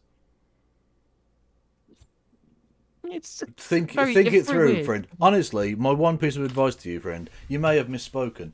Watch this back when you get home. Well, presumably you're already home because this is like pre-recorded or whatever, but watch it back to yourself. And try and work out what you meant to say. Because what you actually said was bollocks. It's a bunch of goblins. It's completely senseless. Yeah. Proposal to rebuild Palestine is something that needs to happen. I think what I would have liked to have seen is the neighbouring Arab states around Palestine actually preempting something like this to actually come together and actually be the ones that suggest this is how we're actually going to rebuild Palestine. This is how we're going to actually provide temporary accommodation. Israel wouldn't let in fucking aid trucks. Do you think they're going to let in concrete? Or like things that might be vaguely usable as weapons or something? Like that, they wouldn't let in fucking cookies, mate. Like it's true, the Arab countries can put together all of the construction, all of the architects, all of the fucking builders and the hod carriers, and Israel just go, nope. And that's the end of that. But Destiny assured me that the cookies could be turned into Al-Qassam They rockets. can. Cookie-fueled rockets. Yes. We're going to build a Riviera and we'll get Israel to pay for it. True. I mean, to be fair, haven't the Gulf states already come together and said that they're willing to help rebuild Gaza? Possibly, who knows? For those that are displaced and come together collectively so that this doesn't become another Trump story. So you think, in fact, he's stimulating a conversation about that? Do you think that's what he's doing? I would like to think so. I'd like to think there's going to be an Arab state response to that. But I think history tells us that they're not necessarily joined up when it comes to this sort of thing. But I would have liked them to collectively have got together and preempted this by showing a bit more support for their... Wow, I wonder if there has been any meddling to ensure that those Arab states could never unite. Like, I don't know, Western governments backing certain people in certain places throughout the entire existence of those states in order to perpetuate those differences on cultural grounds or religious grounds. Maybe. We'll never know. Well, they're Palestinian sort of neighbours. Anyone else who's think Trump's is, I say, not necessarily on Gaza, there's a whole load of things, but Trump is actually making some sensible suggestions. Yes. Yeah, I don't think it's about what we think about the merit of what he's doing. I think it's about his supporters. And I think when it comes to things like immigration and his strong stance of actually now rounding people up and... Why is there a Welsh theatre producer that's crept into this Glasgow con? What the fuck is this? What bizarro world episode is happening now? and Well, they're tell- seeing that tell visibly next are horrendous, being aren't they, down. Jan? Yeah. He's you know, He's doing what he said he'd do. Yeah, absolutely, and to them that is going to be a merit to them because they see what he's doing. Okay, let me take one last final point. No, no, Okay, back. that was pointless. Thank you. I think some of his policies and executive orders have been absolutely abhorrent, particularly the withdrawal of diversity and inclusion policies in the federal government. Right. Her specific question was, is there anyone in the audience who thinks he's doing a good job or there's any positives to him? And every single person who's had their hand up has had nothing good to say. Why did you have your fucking hand up? I mean, yeah, I guess, but I guess no one would have spoken otherwise. They just really wanted to speak, and they knew they would be able to. I'm again, going to access lose to- my mind.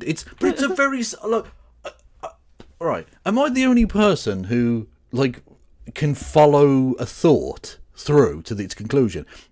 She asked a very specific question, and every single one of them got it wrong. Like, I feel like I'm going insane.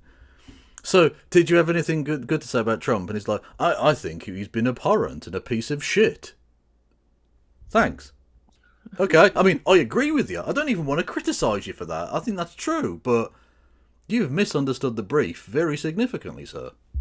Well, it's funny. This is just, you know, it's painting a picture of why, when polled in the 2016 election, more British people said they'd vote for Jill Stein than Donald Trump. Yeah. By the way, where's she at? Can I just ask, Jill Stein? I know you've gone back into your 4-year hibernation cycle, bitch, but like, have you got anything to say? Because you said that Donald Trump was going to be better for Gaza. You said he was the anti-war candidate. Anything to say? No? No, you're just going to stay quiet. Fair enough. No, she's busy in St. Petersburg. Oh, that's fair enough. That's fair enough. Government. However, he is a bullish businessman, and what he will do, if anything, is he will drive people to a negotiating table. That's Right, sure. but we already saw how Scheinbaum literally danced around him like Prime Pele. What are you talking about? Even Canada's first black prime minister managed to dodge rings around him as well. Well, he is Like, occasionally black, yes. Yeah. Exactly, but essentially doing all what he was already going to do, and then appointing a fentanyl czar. Like, unless this has all been just choreographed behind the scenes by these leaders, so that they all look good to their own populations, because that's what's happened, right? Yeah, Scheinbaum exactly. and Trudeau- Everyone looks good in this situation to their own audience and look a twat to everyone else. Yeah, because Donald Trump goes, I've managed to get these excellent deals. You've seen the most perfect deals. I'm the best negotiator. You've never seen negotiations like this before. And I managed to get Trudeau and Scheinbaum to agree that they were going to stop all of the immigrants and all of the fentanyl on the border. It's going to be excellent. Well, You've no, seen. my And his favourite- supporters will just... My favourite one was Trump saying, we've already stopped everyone at the border, but we need Mexico to stop people at the border. Why? If you've already stopped all of the people at the border, what difference? What are Mexico going to do? Stop extra people that don't exist? Preempt I know, people? right? What do you mean? This is all stuff they've already done. Yeah. But Americans are too stupid that they don't realise this. And Scheinbaum and Trudeau also know that Americans are too stupid to know this. So it's win-win-win for Scheinbaum, Trudeau, and Trump. Because Trump's supporters all thinks that he's strong-armed people. Scheinbaum and Trudeau know that they've got the best deals that they're already doing, and their citizens know that too.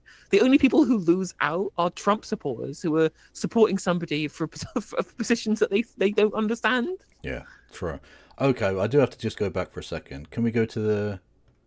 Someone said that the guy in the turtleneck looks like Kev if he went to a house party or went to a fancy dress party dressed as Garth Marenghi. Which is both cripplingly offensive to me and so true. Like, it hurts. It hurts because it's so close to home.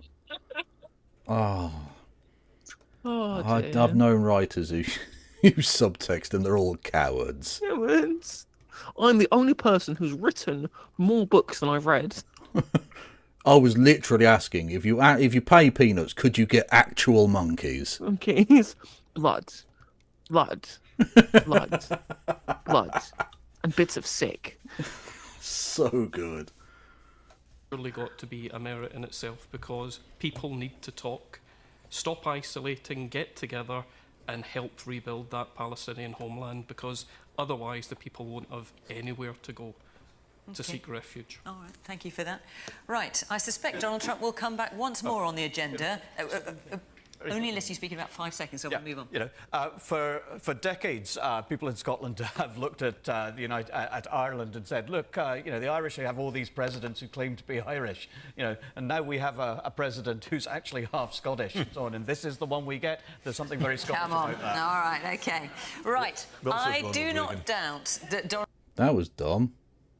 Thanks. Because he is. Yeah. Donald Trump will come up again on Question Time at some point, but I'm going to park it for now.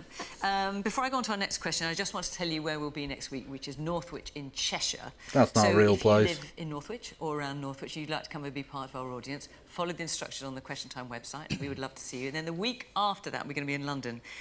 And we're going to have a special focus on the war in Ukraine. It is 3 years since the invasion, and we will have... What are they, again, we talked about this before, but like, what are they going to say? Yeah, that's bad. It's still bad. Yeah, it's bad. I guess but- Trump getting into government probably changes, that creates discourse, doesn't it? Okay, I guess, but then we're just talking about fucking Trump again. It's not a Ukraine special, it's a Trump special. Yeah, basically, yeah. Oh. And I hope that we spent the half the time of that show talking about Israel Gaza anyway, just like making It'll come up. comparisons. There's no way it can't come up, right? It's like the obvious example or comparison, juxtaposition, if you will. And we particularly like to have some Ukrainians in the audience. Ukrainians. What are they going to say? So yeah, it's bad. The only reason I'm here is because they blew up my fucking house. Like what? Yeah, the point's been made. do apply in the usual way, and particularly if you are Ukrainian, we really want to hear what you think as well, because you have absolutely got a stake in that. So again, follow the instructions on the website, and we would love to see you. Okay, next question. Graham McFadden. There you are. Are the UK Labour government's policies advancing the cause for Scottish independence? Yes. You got any in mind, Graham? But also, unfortunately, advancing the Reform Party very significantly. Literally, every policy every policy they have seems predetermined to help Nigel Farage. Well, because I mean, they're putting out adverts now in Reform Cyan, the Labour Party are. Yeah, they are. Yeah, I saw that. Did I bookmark it? I hope I did. No, I didn't. Fuck. Although I did bookmark this. Oh, God. Not remotely relevant, but I've seen it now, so we're showing it. Right, content warning for simulated violence, I guess? Yeah. Do you remember when big companies used to advertise on Twitter? Now they're doing fake Carla Denyer violence adverts? Yeah. Wow. That's Jesus an advert Christ. on X, the Everything app. Shit. I don't know what to say to that, really. I don't know what to say. Elon Musk is a genuinely evil man. That is all I will say. I don't think we need to go any further than that. Yeah. Just and things like with the Reform UK poll that we see, the posters that they're putting up, these Reform UK style posters, they say things like record high levels of migrant deportations or whatever it is. What's really funny about this is that this is probably true. This probably is the highest number of immigrant deportations.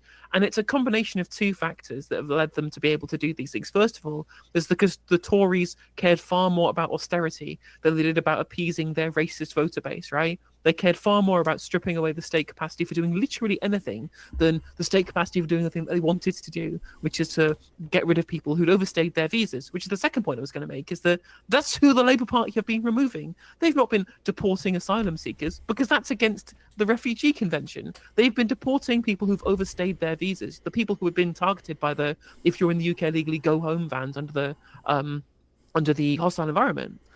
But they are overstayed visas, the only kind of illegal immigrants that there are, which is the overstayed visas, or people who've arrived by irregular means and haven't claimed asylum, which is basically nobody. So, like, Reform UK supporters, I think, this is a Reform UK policy they've copied. Like, the blue Labour type is going, yes, we're doing all these deportations, and people think that it's asylum seekers they're deporting, but it's not. It's just people who've overstayed their visas. So everyone's basically wrong about this? Yeah. Amazing. Although it's not a new tactic. I think I showed during the election when the Tory party candidate delivered a thing that looked straight up. It was a Green Party thing, right? It was all in green. All of the headers were in green, and it had like a big sort of leaf flower logo thing that definitely isn't a Tory party logo. And at no point did it say that this was from the Tory party candidate, except at the bottom where it has to legally they have to put like printed and delivered on behalf of blah blah blah Tory party candidate, and then their address. That was it. And it was just straight up a rip of a Green Party thing to try and make Green Party voters vote Tory, I guess. And also because the Tories were so hated, local candidates wanted to completely scrub as much of their electoral material of references to the Conservative Party as possible. And what's even funnier is the Tories are now doing even worse, which is so great. Honestly, Kemi Badenoch just single-handedly incinerating the Conservative Party. If Reform have to, I said this on Navarro the other day, like if Reform has to take over as the Conservative Party and from the Tories, you know what, so be it. But if that is what must happen to expunge the Conservative Party from existence, then you know what? There are worse things that have happened. There are. Although I think I mentioned this yesterday on chat. I discovered via watching Parliament, because I'm a sad bastard, the name of a specific member of Parliament who I don't think there will ever be a Tory party Prime Minister ever again. But if there is, who is not getting on the cocking train? Lewis Cocking. My God, he's got... How old is he? He is 32 or 33. And he's already got a comb over. My God, mate. Yeah. That's depressing. But he's not... Prime Minister Cocking, I'm looking for the silver linings. If there has to be a Tory Prime Minister Cocking. Absolutely. Let's go. I get to vote in elections. Maybe the government should look at that. How long have you got? I think really just everything they've done so far. Like the beginning, we had the shirts and suits scandal. We've had the pensioners having their allowance taken away from, national insurance increases. I think a lot of people voted in Scotland at the general election to get rid of the SNP and are now regretting that fact from what you can see in the polls, that the situation we have voted in. And that was especially dumb considering it wouldn't have gotten rid of the SNP. They were still going to be the fucking government. It was a Westminster thing, wasn't it? Exactly. All you've done, as far as your relationship to power in Westminster, is have a governing party in the United Kingdom, in Westminster, that has no Scottish opposition. Basically, there's nobody in the current government who opposes the current government in terms of your interests in Scotland. You have a Scottish Labour Party that is subsumed by their Westminster Party, meaning that there is no... You can't stand up for yourselves. You have to hope that Anas Sarwar will do it. Yeah. And, of course, he is not doing it because he's too busy essentially proving that he was a gigantic fucking liar during the whole election. Yeah. No return to austerity, lads. Honest. Yeah. And what's especially galling is that every time an SNP member gets up to ask anything, he never answers. He just goes, I remember when they used to ask it from down there. Do you remember when you had more MPs and down there? And literally, he's just going to keep saying that until Nigel Farage becomes Prime Minister and institutes fascism. I mean, honestly, right? And then the worst of it is, just as an extra punishment for me, I'm going to be in the same fucking bunk in the concentration camp with him. And he's still going to be going, I want a technicality election. Meh. And I'm going to have to fucking go mental. Yeah. That's the thing, right? Is that I think all of the information that we had earlier in the week about how Keir Starmer was being told, they were spoken about by his own staff that he'd been sat at the front of the DLR while someone else is driving. Fucking hilarious quotes. These people hate. They've had his own staff hate him so much. It really puts the icing on the cake. But knowing that he's not in control, for sure, rather than something that I was just very kind of suspecting of beforehand should make me hate him less, but I actually hate him more now. I really fucking despise him. And it's because his actual kind of demeanor that he's been as a leader is so fucking rancid. He's such a rancid human being. I genuinely do. I said on stream the other day, Kev, that I will happily signal boost like the worst kind of right-wing vexatious bullshit about Keir Starmer, because I just want him to be sad. I want him to cry himself to sleep at night knowing that everyone in the country hates him, because he deserves it.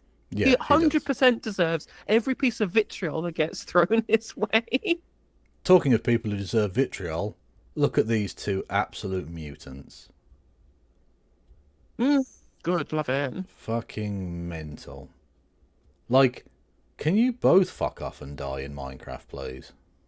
And yes, very theoretically. Very theoretically. Also, yeah, what a surprise.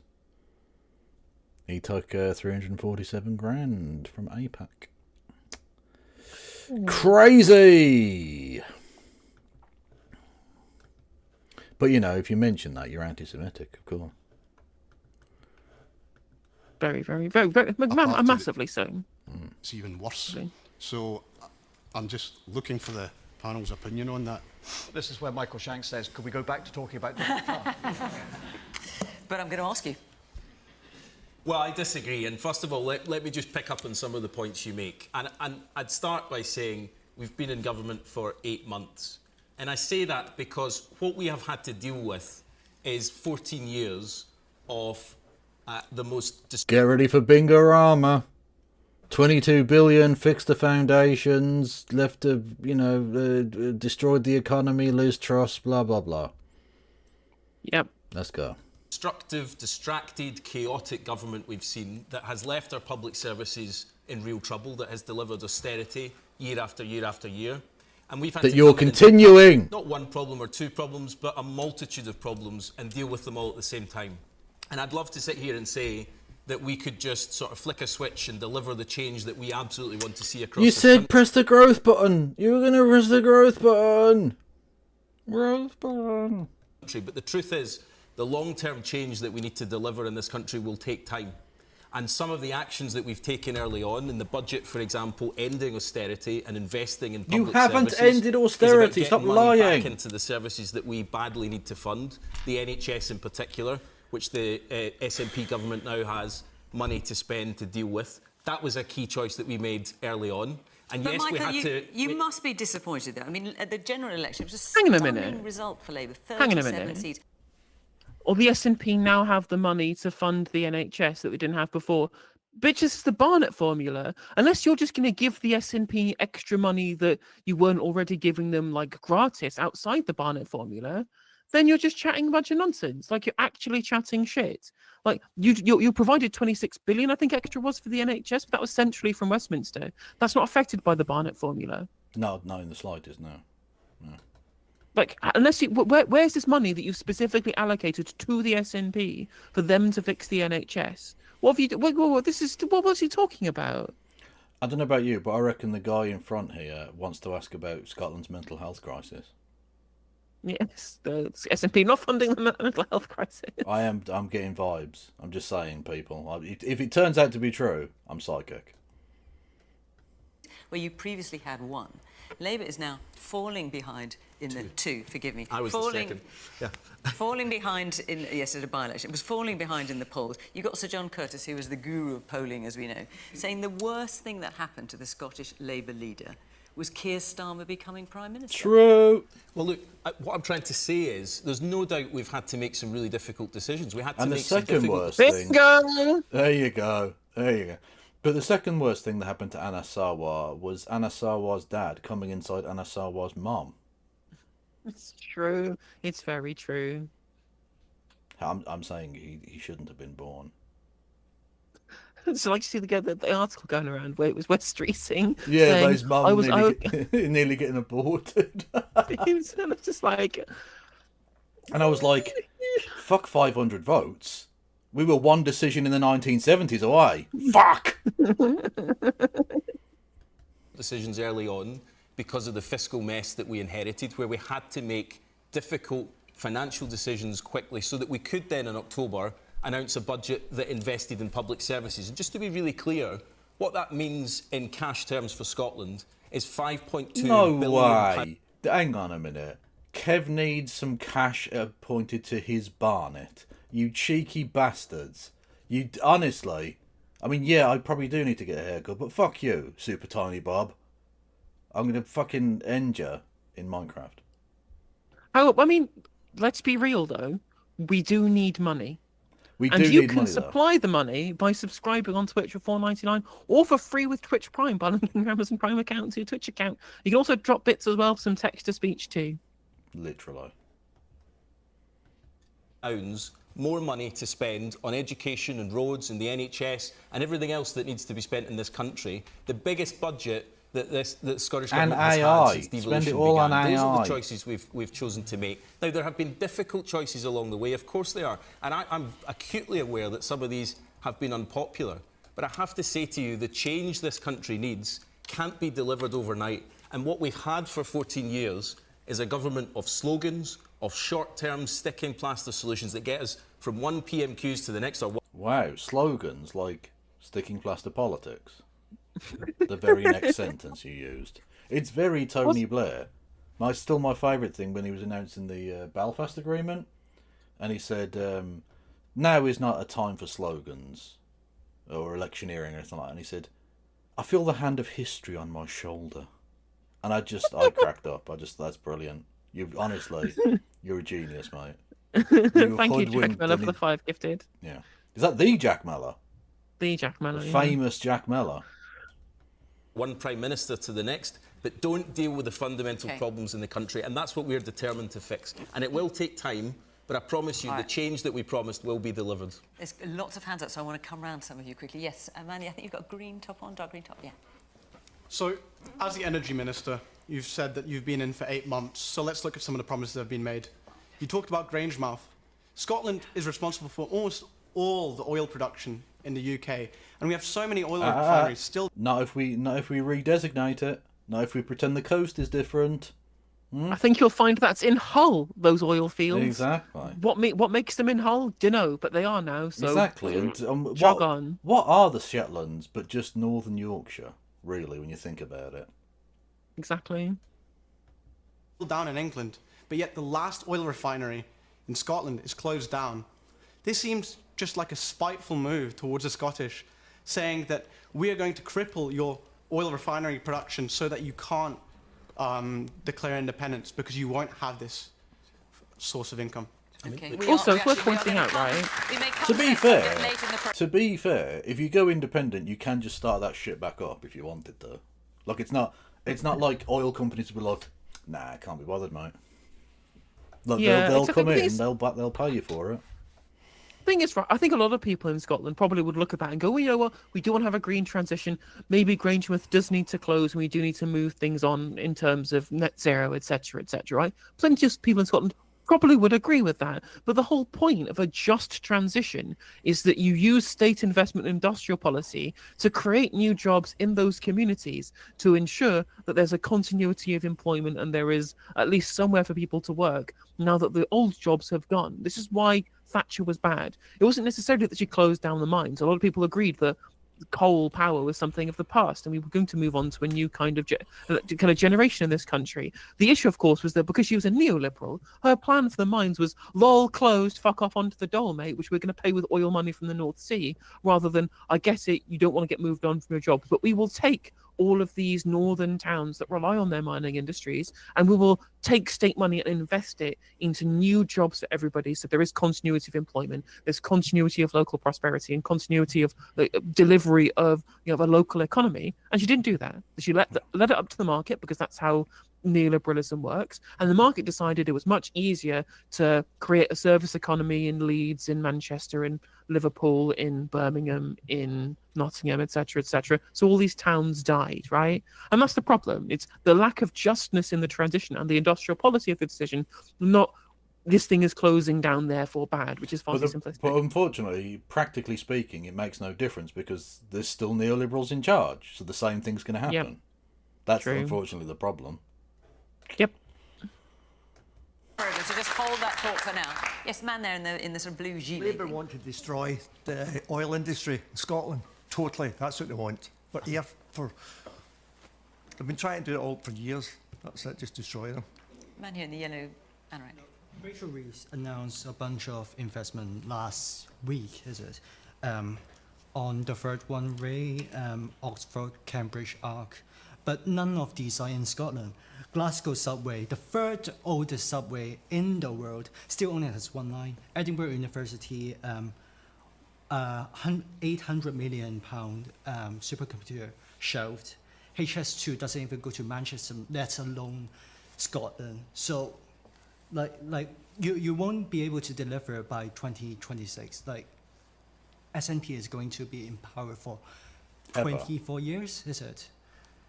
Forever, because they're the only party that even pretend to care about Scotland. It's so true. It's so true. And these the points I was making. No, this the is Greens, why. to be fair, but they're a relatively minor party at this point. Yeah, yeah, that's true. That's true.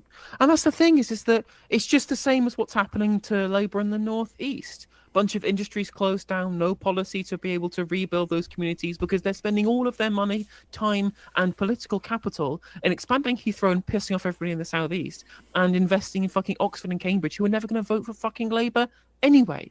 Yeah. It's such a wanton, absolute kind of like vandalism of their own political capital at the expense of their historic heartland communities. Well, that's on top of the fact that they burnt all of their goodwill straight away by going, tell you what we should do as a priority. Freeze Granny! Yeah, literally. Brilliant. Fucking brilliant. It's not even just comms. It's their entire lack of strategy and their flying by the seat of their pants neoliberal shithousery. You've led yourself here, lads.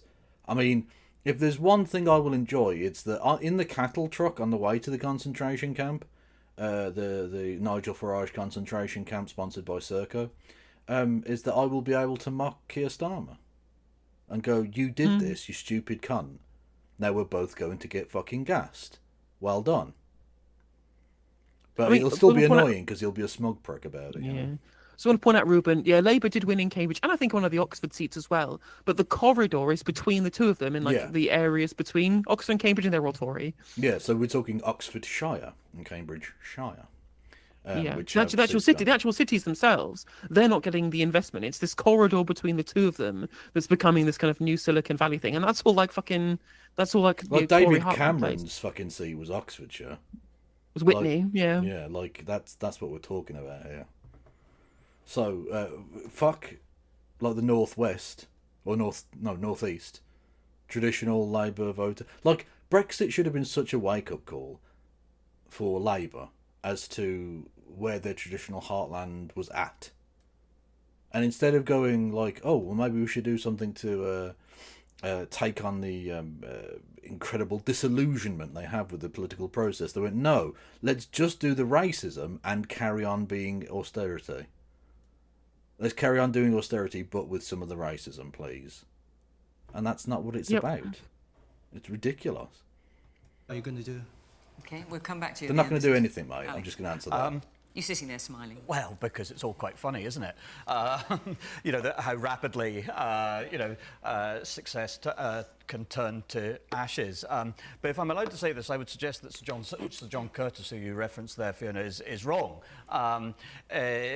It would be much, much worse for Scottish Labour if the Conservative Party had won the general election last July, and it would have been much, much better for the SNP if the Conservative Party had won last year's general election. Because, when the questioner talked about independence and so on, well, when you have Nicola Sturgeon, and who am I to disagree with Nicola Sturgeon, saying that, independence is not on the radar at present, that is a reflection of the changed circumstances that have resulted as a consequence of the general election result. And for all that, yes, Labour's popularity in Scotland has plummeted back to pre-election ratings and so on, down to maybe early 20s in the polls. And the SNP has ticked up a little bit. The SNP is now polling at around 33, 34% in Scotland. Well, from a unionist point of view, that's absolutely fine. Because an SNP that wins 33% of the vote is not an SNP party that is going to be able to do anything. They may be the largest party at Holyrood, but that isn't enough for the SNP. Because remember, in 2021, the SNP won around 47% of the vote at the last Scottish parliamentary elections. And they're now talking about, at best, polling maybe a dozen points below that. So it's not as though the SNP has enjoyed any kind of resurgence as a consequence of Labour's difficulties. Right, but the point John Curtis was making is that it was bad for Anas Sarwar, not that it was good for the SNP. He said it was bad for Anas Sarwar, which is true, because he now has a right-wing, austerity-driven shithouse government that only gives a fuck about the southeast of England that he has to kowtow to instead of the people of Scotland. Exactly. And on top of that, I thought the whole lesson that we learned from the 2024 election was that you can be unpopular and the majority of the country can hate you and not vote for you. And as long as your opponents are split and you have an efficient vote count under first past the post, it doesn't fucking matter. You can do whatever you want. Yeah, basically. And that's what happened to Holyrood, right? Because it's not fully proportional; it's mixed member. So there is a constituency vote, and because of that constituency vote, with the rest of the vote being split 5 ways, the SNP are going to clean house like they did in 2015. Yep. What we do see, however, is obviously the growth of the Reform UK party, which is threatening actually all political parties in Scotland, not to the same extent perhaps as they are south of the border, but to a meaningful extent nonetheless. And that obviously, I think, demonstrates the profound disillusion that many people, including plenty of people who don't actually support Reform UK, but can understand some of the impulses which drive people towards. Well, that's actually sort of the point I was making with responding to David Mitchell's article. Is that it's not even that people want like a dictator necessarily, it's that the current system you have is dog shit, and that's what they see before them. It's not that people necessarily like Nigel Farage or even like his policies, it's the other parties are dog shit. We've tried everything. We voted for change. We followed Baldrick into the fucking voting booths and we voted change and got the same government. It's so true. Like, the amount of people that I see, this is all social media, so take this with a pinch of salt. This is only my contact with it. It's not polling, it's not scientific. But over and over again, I see, I voted Labour for a long time, but now I've moved to Reform or whatever it is. And you ask them why, and they just say, we need to vote for change, and we're not getting change. These parties are the same as each other. That's what I see. And I ask these people about what policies. They literally cannot name you one. I have people in my comments, in other videos, other comment sections being argued with, and they just can't name a policy or a reason as to why. They just want done with the uni party. They want the uni party to finish. And because there's just no fucking real alternative at this point, because they're not getting contact with the Greens because their social media is bad and the mainstream media don't pay them any attention. And Ed Davey's busy asking to 1v1 Keir Starmer in FIFA. Like, literally. You know he's been doing that every single day? I literally showed the thing yesterday. Day 73 of asking Keir Starmer to one-on-one in FIFA. Grown-ups. I'm so glad student politics is gone. That's good. Reform. That disillusionment that people feel with political parties, whoever happens to be in government. Now, whether that was the Conservatives en route to their thoroughly justified and well-merited punishment beating last July, whether it's the SNP who've been in power now for 17 years, or whether it is the Labour Party who have only been in power for 8 months, but already, of course, to many voters look like a bit more of the same. Okay. Well, who am I to disagree with Alex Massey? But I may pick you up on a few of those points. But the short answer to your question is yes. Voters have seen what happened to Scotland under the Conservatives. It was pretty bad. They've now seen what happens under the Labour Party, and for pensioners, waspy women, Grangemouth workers and family businesses, it's even worse. So if this is the best it's going to be, then I think for Scots across the country, they'll be wondering how we can do things differently. And we do things differently when we have power in the hands of the people. But, you know, Michael talked about the fact that the Tories depended on slogans. Well, it was one slogan, the slogan of change, that delivered the Labour result on the 4th of July. I reckon most people expected that change to lead to better things, not worse things. And there's not been much to be positive about in the last 18 months. But all you have to say is change. You don't actually have to, like, change. You just have to say change. Well, Kevin Logan, they changed the colour of the rosettes. Is that not enough? Is that To not be good enough fair, for you? they did do that. You know what? I take it back. I apologise. I'm deeply sorry and ashamed. Pounds to There's spend not on been public much to be services. positive about. You don't recognise the you were importance of it. promised that your energy bills would go down by £300. All of you have had your bills hiked twice. You were promised that GB Energy would be established and would deliver a revolution in Scottish. By the way, Thames Water going to court to get essentially public money.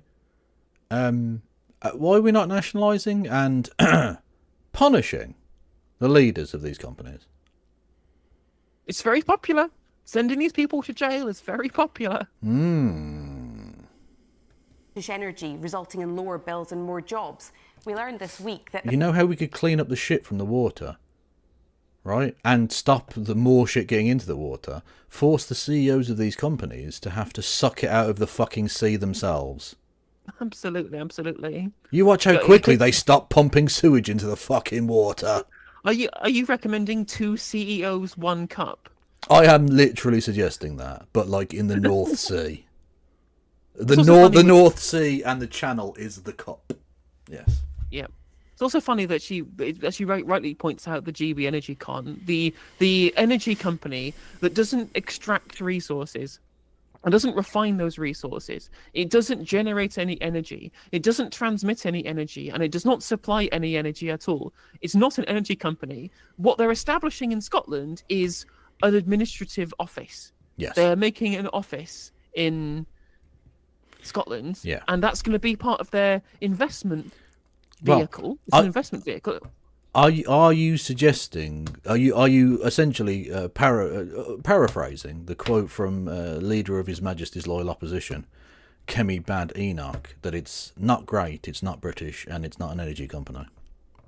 I mean, it's fine. Like, it's what it is. It's a public equity company, and that's fine. Public equity is a good thing. I'm not saying they shouldn't be doing public equity. It's fine. It's just a con trick to people to try and say that it's somehow publicly owned energy company when it is neither of those things. It is British, certainly, but okay, so it's not great and it's not energy, but it is British. that's true. We'll go with one out of 3 ain't bad, isn't it? Also, thank you, Zach App, for the raiding party of 36. Welcome in. We're watching Question Time. We're a UK-based politics channel covering it from a socialist perspective 6 days a week. If that sounds like your thing, you can come and follow the No Justice stream. It's free to do so. I am here with Kevin Logan. Say hello, Kevin. Hello, Kevin. And Kevin here is Kevin Logan, KFLogan1875 over on Twitch, who's also a UK-based politics streamer, who also streams probably 6 days a week. I think that's how long he streams. About average, yeah. Stream. Yeah. About average. Who you can also follow on there, and also at Ploppy1 over on YouTube. You're watching And on you my can- channel or on Kevin. Yeah. No, go on. No, I was just going to do a silly joke, whereas you're going to do something worthwhile and positive. Go for it. If you're watching on my channel or on Kev's channel or on Kev's YouTube channel, you can follow Zach App over on Twitch. That's twitch.tv/ZACHAP, Australian-based as well. Australian-based and also based left-wing educational content. Highly recommend the follow. Very, very dedicated and high engagement streamer. Except, of course, we know that Australia isn't real. True. So clearly Zach Up is part of the Australio bullshit industrial complex. It's part of the lie. Is in the pouch of big Australia. There might be some jobs in about 20 years' time. You're all paying higher bills with more energy available, and now Grangemouth has had redundancy notices served on it.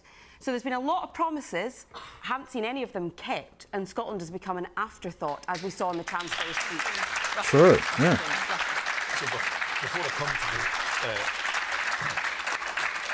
Before I come to the substantive question put by Graham, I'd like to remind Michael Shanks that the Conservative government maintained the winter fuel payment for 14 years prior to coming into It's so government. funny to me, right? Outflanked the socialist Conservative Party, outflanking the neoliberal Tory Red Party. See? The point I was going to make is that this is the same Conservative Party. They floated the idea of getting rid of the winter fuel payment entirely. in 2017. It wasn't just a means test. They were going to get rid of it entirely in 2017. And there was one person who opposed them doing it. That was Jeremy Corbyn, wasn't it? It was Jeremy Corbyn who opposed them taking that welfare payment away. And that's how they did a humiliating climb down he did that, on that he did potential that for vaccine. anti-Semitic reasons. So... And then come 2024, who's still opposing the cut of the winter fuel payment? It's Jeremy Corbyn. Mein Führer, Of course it is. Yeah. Literally. And yet the Conservative Party went from opposing it when it was instituted by Gordon Brown to supporting it under David Cameron, to opposing it under Theresa May, to supporting it until now, with Mel Stride who wants to cut disability benefits, being really pro benefits for millionaire pensioners apparently. And now the Labour Party, they instituted it, and then they opposed it under Rachel Reeves as the Shadow Treasury Minister in 2014. Then they supported it under the Labour Party when there was an actual socialist in charge, and now fucking Keith's in charge and they got rid of it. Who's the only person with a consistent position on this? Of course it's Jeremy Corbyn, because he's the only politician that you can trust to be in any way consistent in his positions and his moral and his ethical background. Heil Führer. What? I'm so annoying. It was so annoying when I went on with Curtis. My heart goes the out other to day. him. Well, indeed. When I went on with Curtis, my usual joke when Jeremy Corbyn comes on with his, bit at the end about funding turn left media and all of that, I mute myself and start screaming Heil Corbyn or something, right? As a joke. But we'd just been covering Holocaust Memorial Day, so I was cock-blocked from doing that joke. There is a time and a place. Just saying. Thank you, Niall, for resubscribing with Prime for 7 months. Subscribe to social justice that's there on social media. Thank you. Turn left. Said that its removal would result in the deaths of thousands of pensioners, and that's exactly what they did. They removed it without any form of consultation or discussion. I need to get rid of that fucking noise alert, man. Oh, it's gonna fucking kill me. Oh. Okay, hang on. I might as well fucking address it now. Oh. Thank you, Super Tiny Bob, you absolute cunt. Oh. Fucking crikey. Okay. Right. I'm honestly, I am. I'm changing it tonight. I can't do that anymore. Turning to the point that Graham asked about independence, no, I don't think in any way that is the case. People in Scotland, I believe, are royally sick of this constant drumbeat of talking about breaking up our country. We've been trapped in this political paralysis, and at no point has Kate Forbes or any senior SNP politician come forward with any credible proposals as to how an independent Scotland would even function. Why do so many people in Scotland pay higher energy bills and yet have such a surplus of energy? I think most people in Scotland This is what I mean. Not to relitigate Scottish independence or whatever, but this is the condescending thing.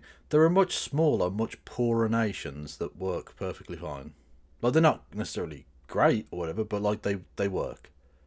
The idea that the Scottish people, there's no possible way you could make Scottish independence work. Shut up, you posh cunt. They'd be fine. They might not be as rich. That's certainly possible. It might not go brilliantly well. But they'd be fine. They're not going to collapse into, you're not going to just, turn around and go, oh, see you later, Scotland, and then turn back and it's on fire. They'd be fine, actually. Just like just like the UK leaving the EU. It didn't go well. I mean, we fucking warned you it wouldn't go well. But, that was the problem. The actual Project Fear people, and they did exist, were oh, it'll cause a World War III. We'll be invaded by Germany tomorrow. What? Shut the fuck up. God, I hate the bullshit from some politicians. It's just disgusting. How fucking condescending to the Scottish people. Oh, you couldn't possibly set up a Scottish Foreign Office. Fucking, they'll be fine. No better public services. Mr. Massey took the words right out my mouth. Why do people in Scotland earning £30,000 a year pay more income tax than they do? Which means an extra elsewhere £1.5 free prescription, free bus travel for under 22s. You're no longer in the government. All of these things are true. The free bus travel for under 22s, Free bus travel for under 22s was a green achievement in government, and that is tackling. I just want to point out the Scottish Tories have never been in government. Ever? Also, just as a point on terms of the discourse on that one, as if you can only support a policy if it's done by you. It shows you everything. It shows you everything about what Conservative Party politics is like, what Conservative Party politicians think of the electorate. Their position on policy is just, well, if it's our policy, then it's a good policy, and we only like policies of we don't support other people's policies. I'm just like, yeah, how about Lorna Slater might like a policy that's done by somebody else because she believes in the moral or ethical basis for it, right? The utility of it. Yeah. Like, you know that thing you do when you're the opposition and you have to pretend at the start of a parliament to be like, we're going to work constructively with the government, and when we agree with them, with blah blah blah blah blah, and when we disagree, we'll disagree. That, but actually, that, but not lying. Like, if you support a thing, you can just say, yeah, no, we think that's a good idea, actually. Yeah. I don't want to do this anymore. Can't. Sorry. Got me again. He's so detestable, isn't he? I wasn't even saying about him, although it was a perfectly appropriate and apposite piece of letting out Primal Scream there. No, the noise alert went off again. Brilliant. I'm going to change it tonight. I'm so determined. Thank you, James Holmes, for giving me money and a fucking heart attack. That Scottish posh accent from Kev was superb. 10 out of 10, no notes. I appreciate that. I don't do many well, but I do a posh Scottish very well. I call it my what's his name? Fraser Nelson. Fraser Nelson. Yeah, fucking hell, that guy. Honestly, you sound trebuchet number one. I mean, you sound more Scottish than Fraser Nelson does. True, I am. I mean, my name's Logan. That enough. That already it makes me more Scottish than him. Ladies and gentlemen, cost of living crisis putting more money in your pockets. I don't know if you here get the free bus travel or have someone in their family who Governments does. in Westminster That is come and putting go. more money into The UK your is here to pockets stay. because the Greens were in government, and that is exactly why I'm sorry. When did you turn into the DUP there? Scotland says no. Save Alba. Save Alba from sodomy. Is so important. Those who earn a little bit more pay a little bit more, so everybody else can benefit from things like bus travel for young people. Woman here in the front. Like when he asks the question, why do people earning 30 grand or more pay more tax? Well, because they've got free prescriptions and free university education and a vaguely functioning transport system, and good things. Clean water, publicly owned clean water. You do Incredible. the vaguely sensible thing that happens in every country where you pay tax, the government takes that tax and spends it on public services to increase the functionality and standard of life for the people of that place. It's how civilizations work. Water communism, exactly. It's great.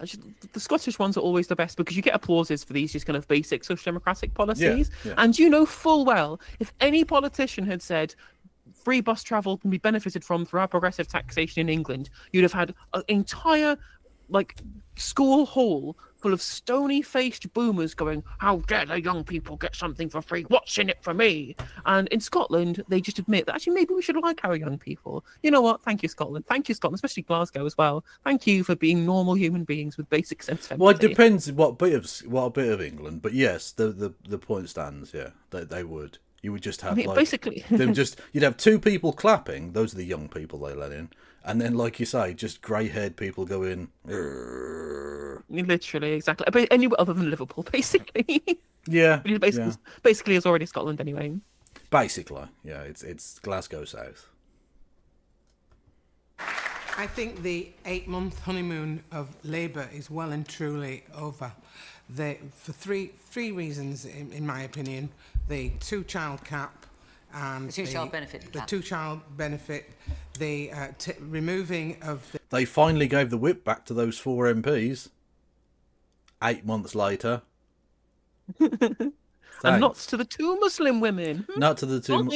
Not to the 2 Islamics. No, obviously that would be crazy. We're not student politics. No. The winter fuel and the WASPy women, of which I am one. But what galls me the most, I know we shut WASPy women down a lot, is that 80 Labour MPs stood in their constituencies with these women, promising that they would do something. If I had 110 coffins, I would have put them outside this venue today, because that's how many women have died today without their money. 50,000 each of them. Let me just remind people who aren't as familiar with the WASPy women. This is something like 3.5 million women who say they weren't informed properly about pension age changes. Yeah, no, just in case not everyone's familiar, and as a result have lost out, and the government has I mean, to be fair, chosen not to. I actually just don't care. I'm sorry. Like, just pay attention. But even so, there was I'm not spoon feeding you this information every fucking week. You either know some mean- shit or fuck off. And like, to be fair, there was a reasonable decision made by the ombudsman saying, well, some people weren't informed properly. Like, there was a level to which the information should have been made better available and wasn't, and they should be compensated for that. And I think the ombudsman's decision is pretty correct. And that was too much for the government, who didn't want to be seen as spending too much money, to the point which they're slashing one of their pledges they've made multiple times. Multiple MPs did so. Also, on the two-child benefit cap that this audience member also raised, we covered it on stream the other day. I don't know if you've seen this, Kev, but the only place in the UK which is predicted to have lower child poverty in 2029 than now is Scotland, because the SNP have promised, from their own Barnett formula money, to get rid of the two-child benefit cap themselves, because they have access to be able to muddle the numbers to do that. It's the only place that's dropping child poverty, and that will damn this Labour government. I don't give a shit whether you get growth, whether you get this, whether you get that, whether you build a runway. I couldn't give a shit. But if there are more children in poverty at the end than when you started, you are a failure, 100%. And you deserve to get thrown into the political wilderness. Yep. Again, it's sort of similar to the American thing. Kamala Harris deserved to lose. Donald Trump deserved to lose more, but Kamala Harris deserved to lose. Joe Biden deserved to lose. The Labour Party will deserve to lose. What will replace them will be worse, I'm sure, but they will have deserved to lose. Yeah. Yep. Thank you, Nick Potkin, for resubscribing. Also, condolences on the loss of your cat the other day. I saw that on Facebook. Much love to them. Rest in power, you furry legend. Compensate them. Yes, woman there in the striped top. The Scottish Government have been in power for 17 years. You didn't see Grangemouth coming. It's a disaster. But it's been 17 years. Grangemouth has been coming for a long time. It's not come in the last 8 months. And as for Absolutely, Transport which is Scotland, why- as for Transport Scotland, they have focused, Rachel Reeves, recently on the Cambridge-Oxford arc and things. She was talking to people down south. Up north, I'm from the islands. I'm not going to mention the word ferries. But there's The the dueling Calmac of the ferries. A9. Come on, we There's can't so have a many question time without mentioning disastrous Calmac things happen in Scotland that are lying at your door, not at the Labour government's door. Nobody else's. Well, on Nobody Grangemouth, else's. I mean, Would you if want we to talk are- about the ferries? well, We're going to on- come to on- Grangemouth in a minute, but because on our Grangemouth, next there's a- question. No, hang there's on. a factual- Our next question about energy. So Okay, I wouldn't well, shoot. I wouldn't shoot I will your answer bolt your now. question at that point. What about the ferries? Well, we have plans to deliver 6 new vessels, and you're an islander. I represent the islands I as know well. you do. And I understand how critical We've also they just are voted in somebody from terms Labour to of represent the islands I'm from. Yes, and I think they'll be sorely disappointed, considering that fuel poverty in our islands are higher than anywhere else in the United Kingdom. Fuel poverty, But that's the in terms responsibility of your of government, delivering Kate. on transport infrastructure, come we on. are delivering on it. The point is that in terms of our capital 17 budget, years. we have inflation that's eating away at it, but the plan to deliver 6 vessels is on track. Where are they on built? the Where ferries, are they Fiona, built? as somebody who uses Not Calmac Scotland. at least a dozen times a year, it behooves me to remind Kate that there are of the major fleet vessels in the Calmac fleet. More of them were launched when Margaret Thatcher and John Major were Prime Minister than have been launched in the 17 years the SNP have been in office in Edinburgh. But, you know, on the Labour government question, Zod, I mean, the tragedy for Labour... To be fair, the national government does have a rather larger pot of money to work with. Especially when it's just been given all of the Scottish oil. Yeah. Just saying. Labour is that... Not to defend the SNP's lack of ferry-related spending, just, you know, it's not really a fair comparison. No Yeah, I mean, good deed goes unpunished. Like, no government is perfect, and if they are failing on ferry delivery, then they should be called out for it. It's fair enough, but I don't think this should be as big of a story as, you know, a massive increase in child poverty, or hundreds of thousands of pensioners in fuel poverty, right? Like there's like a scale of problems that I am concerned with. There's a scale of problems in terms of their indictment on a government's failure, right? And I think that the massive increase in poverty thing is more important than ferry delivery. It's just me. Learn to swim. Just saying. You don't need a ferry if you can swim. In the Al-Qassam brigades in Gaza, they managed to, through an embargo and a blockade and an occupation, managed to get in not only the equipment but all of the training necessary to be able to fly hang gliders. So the people of the Shetland Isles aren't trying hard enough. Well, exactly. Well, look, all I'm going to say is, if we've got dogs that can smell rubber dinghies, and the people of northern France have got all of the rubber dinghies, buy some of their rubber dinghies, and get over the channel that way. Yeah. Different channel, completely different channel, completely different problems there. But I'm just saying, be resourceful, because the Scottish, the Westminster government aren't going to give you fucking anything. So like, build a raft or some shit, man. Watch fucking Castaway for some clues. I don't know. You abuse the word given, Kev. Well, when I say given the Scottish Oil, I mean like they are the national government and they have the sovereignty hold the sovereignty which contains that oil. So yes, they stole it in the sense that they haven't fully recompensed the Scottish people for their oil, but I mean given as in it was discovered just before they got to power. Or got to office, and so they were given a huge boon with which they fucked everyone. Punished. Labour were absolutely right to scrap the winter fuel payment. It is preposterous that a universal benefit is paid to the wealthiest cohort of pensioners in British history when many of them do not need it. On the WASPy women, Labour were also right about that because, however... I'm just going to say this, Labour, to any Labour Party member, supporter. How does it feel to have this Spectator journalist giving your party a hand shandy? This is the same government that also were backed up on the winter fuel payment by noted incest defender Charles Amos. These are the bedfellows that Rachel Reeves has chosen. Labour voters. How does it feel? Do you feel guilt or shame? Well, clearly not, because you're still a Labour Party member. You feeling good about yourself? You feeling positive about your party? Just to respond to Alex Massey directly here, if you think that there are some pensioners who do not need the winter fuel allowance, just tax it back. Yep. Simple as that. Yep. However difficult the circumstances many of these women unfortunately have found themselves in, they had 15 years in which to acquaint themselves with the change in the pensionable age. Nobody can say that was not something that they could see coming. The polling suggests that most voters disagree with you. Oh, absolutely, but the voters are capable of being wrong too. Definitely disagree with you. you. But that's why I say no good deed goes unpunished. And politically, this has clearly been disastrous for Labour, but they're actually being punished for doing the right thing in my opinion. All right. Now, look, two people now have mentioned issues associated with energy policy here in Scotland. So let's have a question about it. From Ed Johnston. What should be done next now that the Scottish Court of Session has questioned approval for the Rosebank and Jack Doyle oil fields? So what's happened is just for those who aren't familiar, or those of you at home who are not familiar with this, last week a judge quashed consent for the Jack Doyle gas field and the Rosebank oil field, and the judge said that permission to drill must now be applied for again because the original approvals failed to consider what emissions are generated, not only in terms of building the thing, getting the oil and gas, but it failed to consider what emissions are created when the oil and the gas are burnt. So now we've got a position where the companies who want to drill in these two places are going back and looking at their policies again. But eventually, the government will have to decide, the Westminster government will have to decide whether or not these projects can go ahead. You would want them to go ahead, Russell?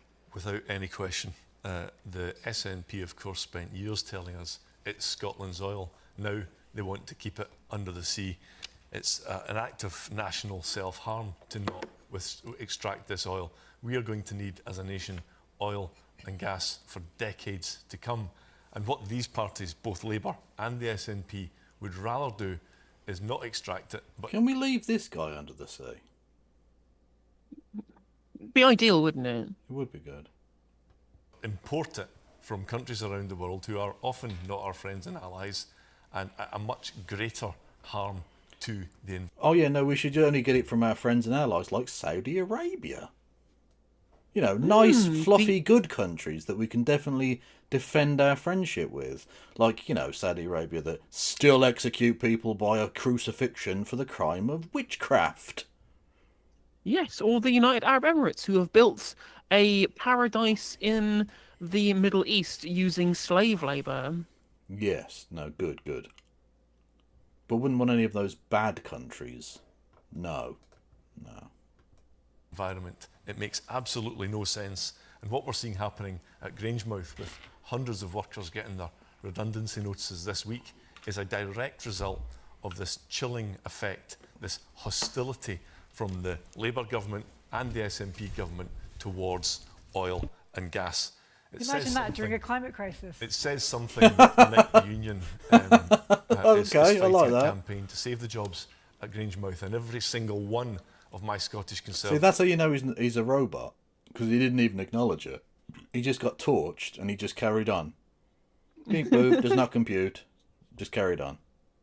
Colleagues in Holyrood support that campaign, and the majority of Labour MSPs have gone to ground, are in hiding, and it's absolutely ludicrous. Lorna. The question is, what do I mean, not only did you put me to sleep, but I don't think the people of Glasgow agreed with you. No. Given that not a single person. Like, I mean, you may have just put them to sleep. Maybe if they'd stayed awake for the entirety of your sentence, they might have agreed and clapped. But as you put them all to sleep, and I presume some of them in a coma, so fucking dull were you. But no one clapped, mate. So you know, kind of get wrecked, I guess. we do next? And the question is, we move forward with the energy strategy we have in Scotland. So I'm an electromechanical engineer. I worked in renewable energy before I was elected. We have enormous potential in Scotland to generate renewable energy. We know this. We're putting in place the biggest offshore wind farms in the world, some of the biggest ones in the world. We know from our published energy strategy that we can do this. We don't need those fields either for our own energy. So Russell is misrepresenting this.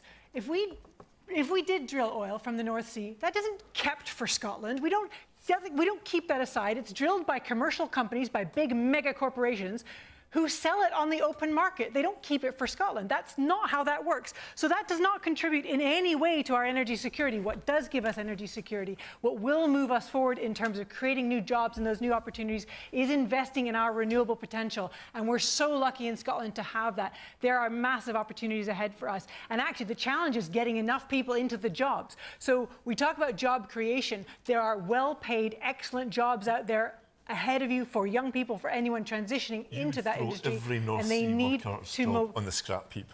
That's we your need party's to position. phase out oil and gas, and we need to help people working in that industry as that industry declines, because it will decline, and anyone telling you otherwise is being dishonest with you. We need to be honest about that decline and not do what we did to Grangemouth, where the Conservatives, and I'm afraid even the SNP, were saying, we can keep doing this forever, guys. It's going to be fine. It's not going to which be is fine. an oil refinery, and now Grangemouth that's is not an oil going to do that refinery. anymore. It's not going to be fine. And actually, I think the UK But government... hang on, his answer would be, we don't need to phase it out, and it doesn't matter about the transition of jobs because we're just going to throw the Scottish people on the scrap heap like we did with everyone else. That's the thing, Checkmate, right? She needs libtard.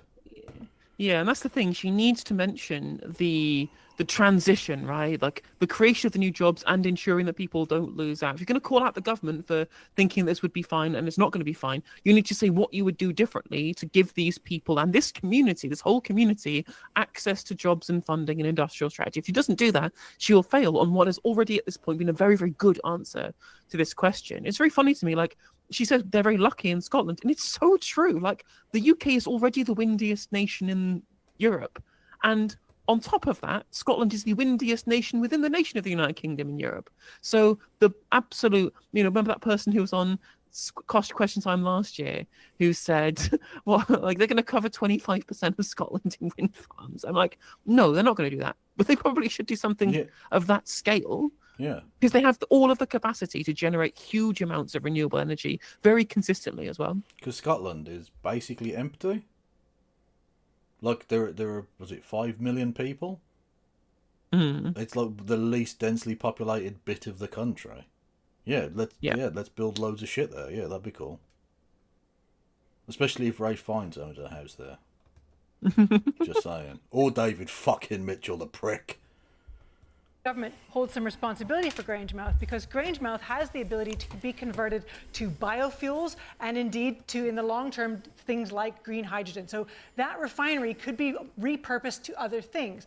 But the UK government chose to prioritise repurposing refineries down in England and has been once again neglecting investment in Scotland. Okay. That's a very good answer.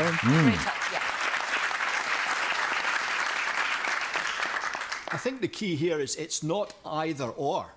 It should be a combination of factors. You can't I'm not denying.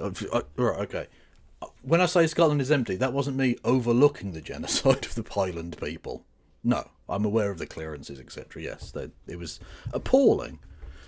I'm just saying now that it is empty, we can build things because no one lives there. I'm gonna build the Riviera of Alba, and you'll be the greatest Riviera you've No, seen. not even that. Just Just just like wind farms and shit because they have lots of wind. Yeah. Well, yeah, very true. turn off the oil overnight. We're going to need it for a period of time, especially if the Russians and the people that control some of these pipelines are not necessarily our friends. The key here is to have a combination strategy. Wind and renewables is great. There's also new generations of nuclear. Much, much cleaner, smaller nuclear plants that are much more efficient. We don't need it, though. And if we put them together with the other options, where all our eggs are no longer in the one basket. Okay. So, Michael, let me come to you. So, as I say, the government at Westminster is going to have the final say on whether the Rosebank oil field should go ahead. Now, given that your boss has called it a colossal waste of taxpayer money and climate vandalism, I presume the government's position is it shouldn't go ahead.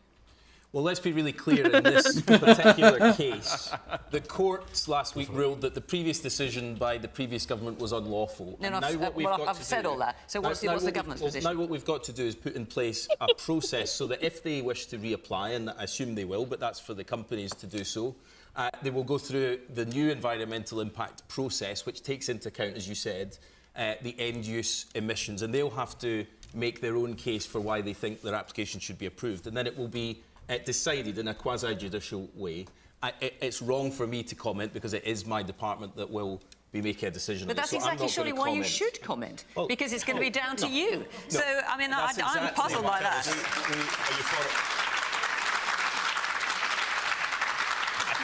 I mean, if it was something outside your department, that would be one thing. But this is absolutely your department. Your boss is dead set against it.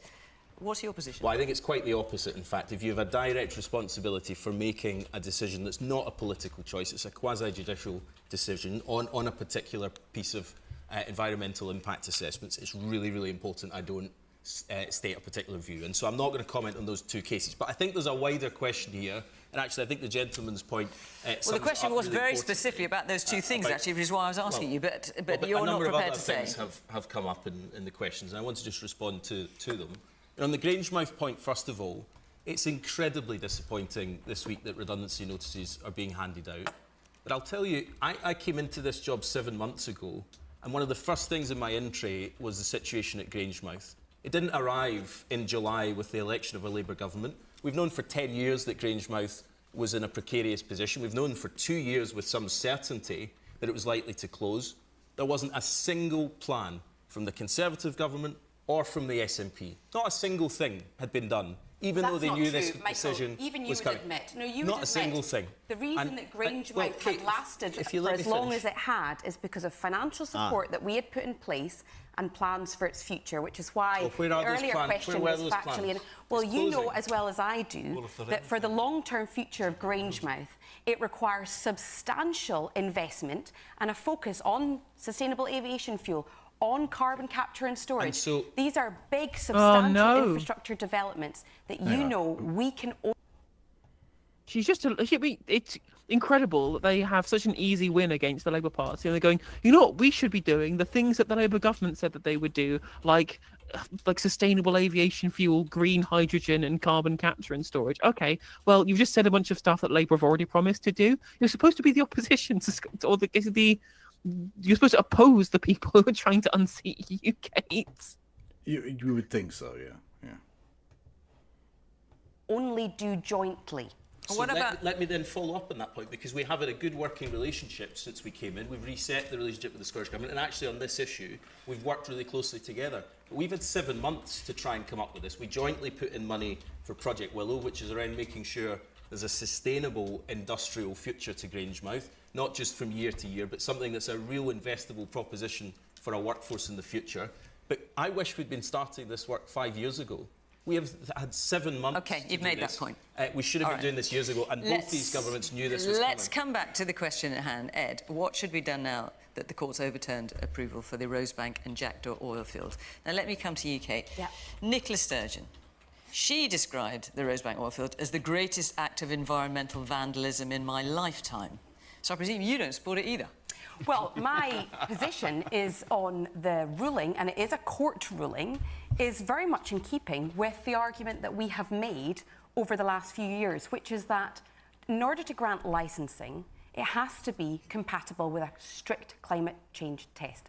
That did not exist under the Conservatives.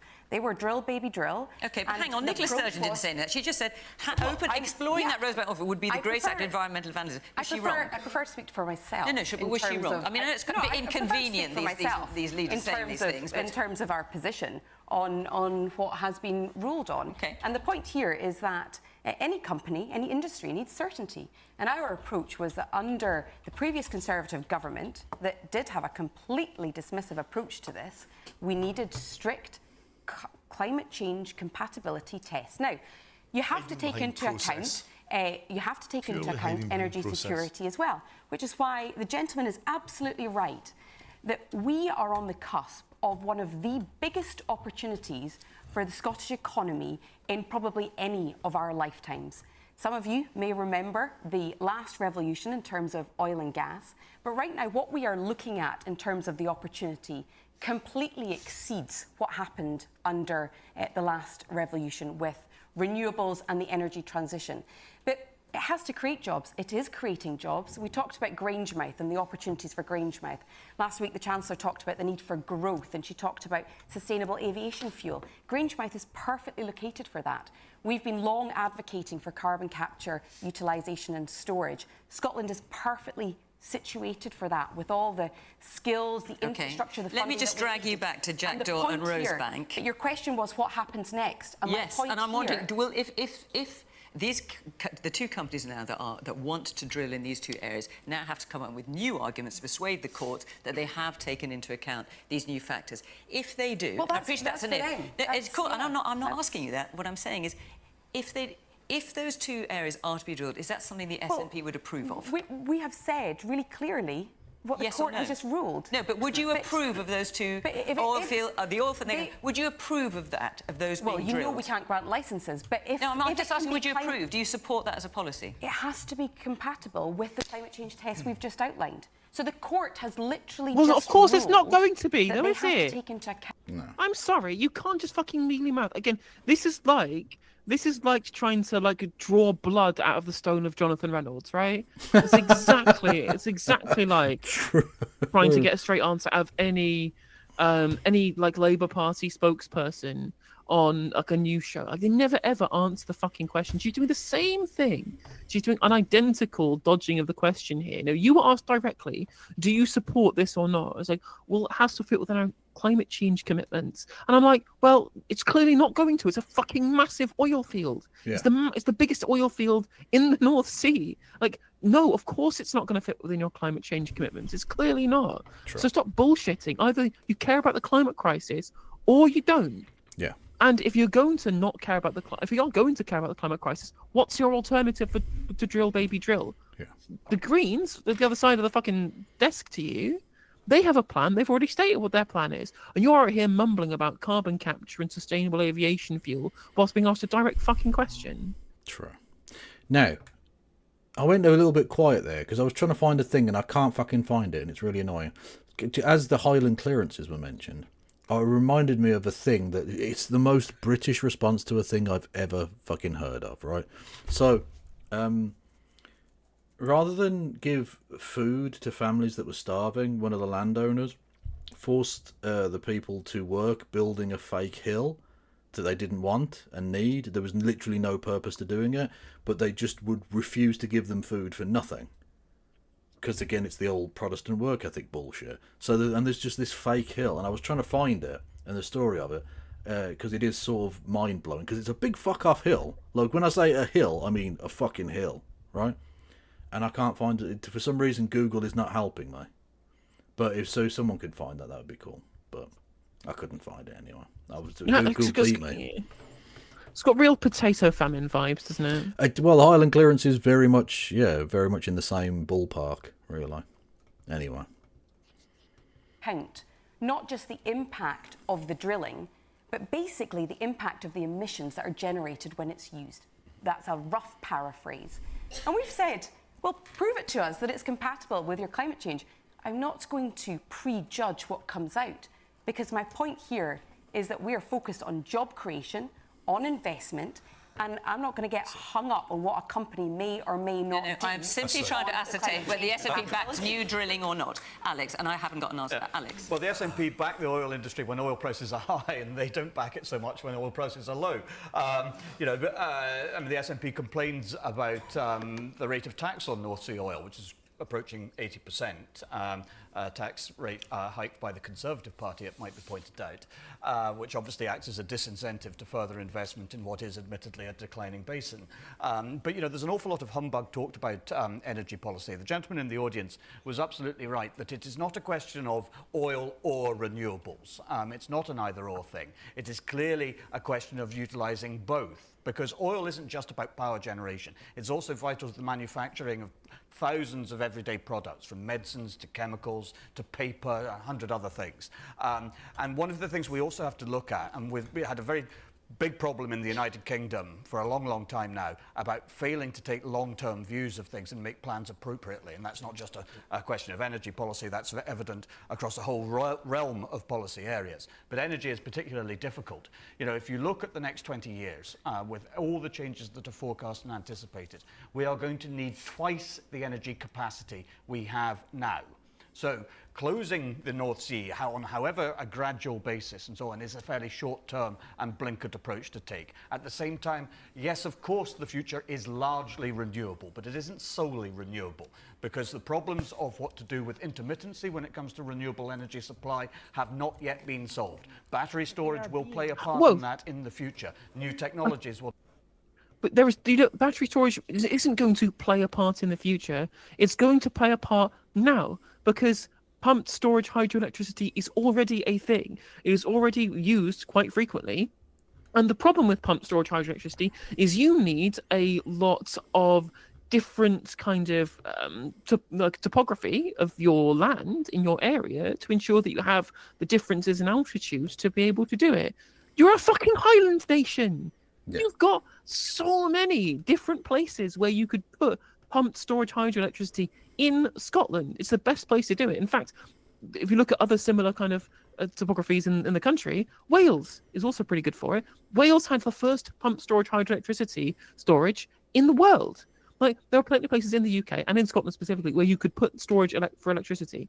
So the idea that somehow this is something that's like a future thing that's no, we could start investing in this today if we wanted to. Yeah. So this is the sort of thing I was talking about, the destitution walls.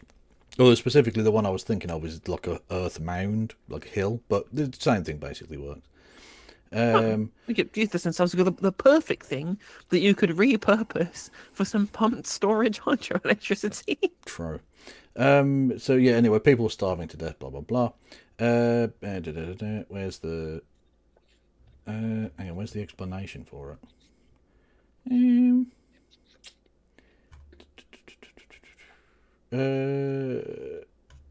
Hang on, there was a fucking a sentence for it, and I can't remember.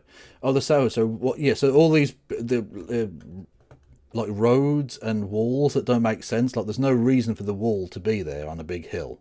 Like, what's the point of it? The answer is starvation. In the 1840s and 50s, during the Highland clearances, which, by the way, genocide, the people were forced from their lands by rich landowners to make way for sheep farming. Many going to Australia, America, Canada, blah blah blah. Too proud to beg for charity, which the rich landowners had refused anyway, they were forced to work with little or no purpose, building roads and walls in the middle of nowhere in exchange for food. They were the destitution roads and famine walls. They still exist in the Highlands to this day, a sad reminder of a blighted history. So they were literally forced to carry big rocks up a hill and stack them. Yeah, the English suck. Because reasons. Fucking evil. Yeah. But that's what I mean. It's about power and control. It's never about use. Like, in theory, they could have made them build worthwhile things, or just given them food. But at least if you're going to have people work, make them do something worthwhile. Nope. No, they're just going to make you do nothing. Like in the old prisons, just breaking rocks for no fucking reason. As a punishment for existence. Will doubtless play a part of that in the future. Carbon capture. But heaven forbid they boo the England football team. Heaven forbid Andy Murray make a joke. Fuck me.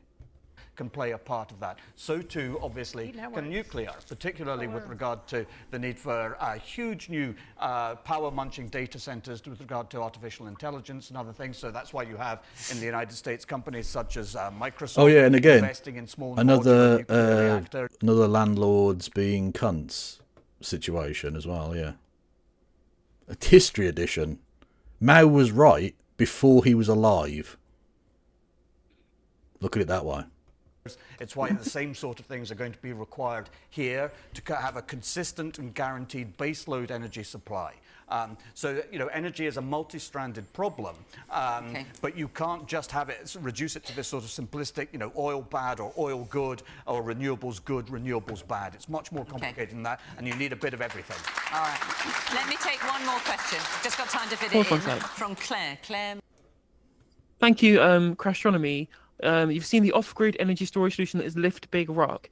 This is underground. It's interesting because there was a similar project that was proposed, like I said, as an energy battery beforehand, which was to do it above ground rather than below ground.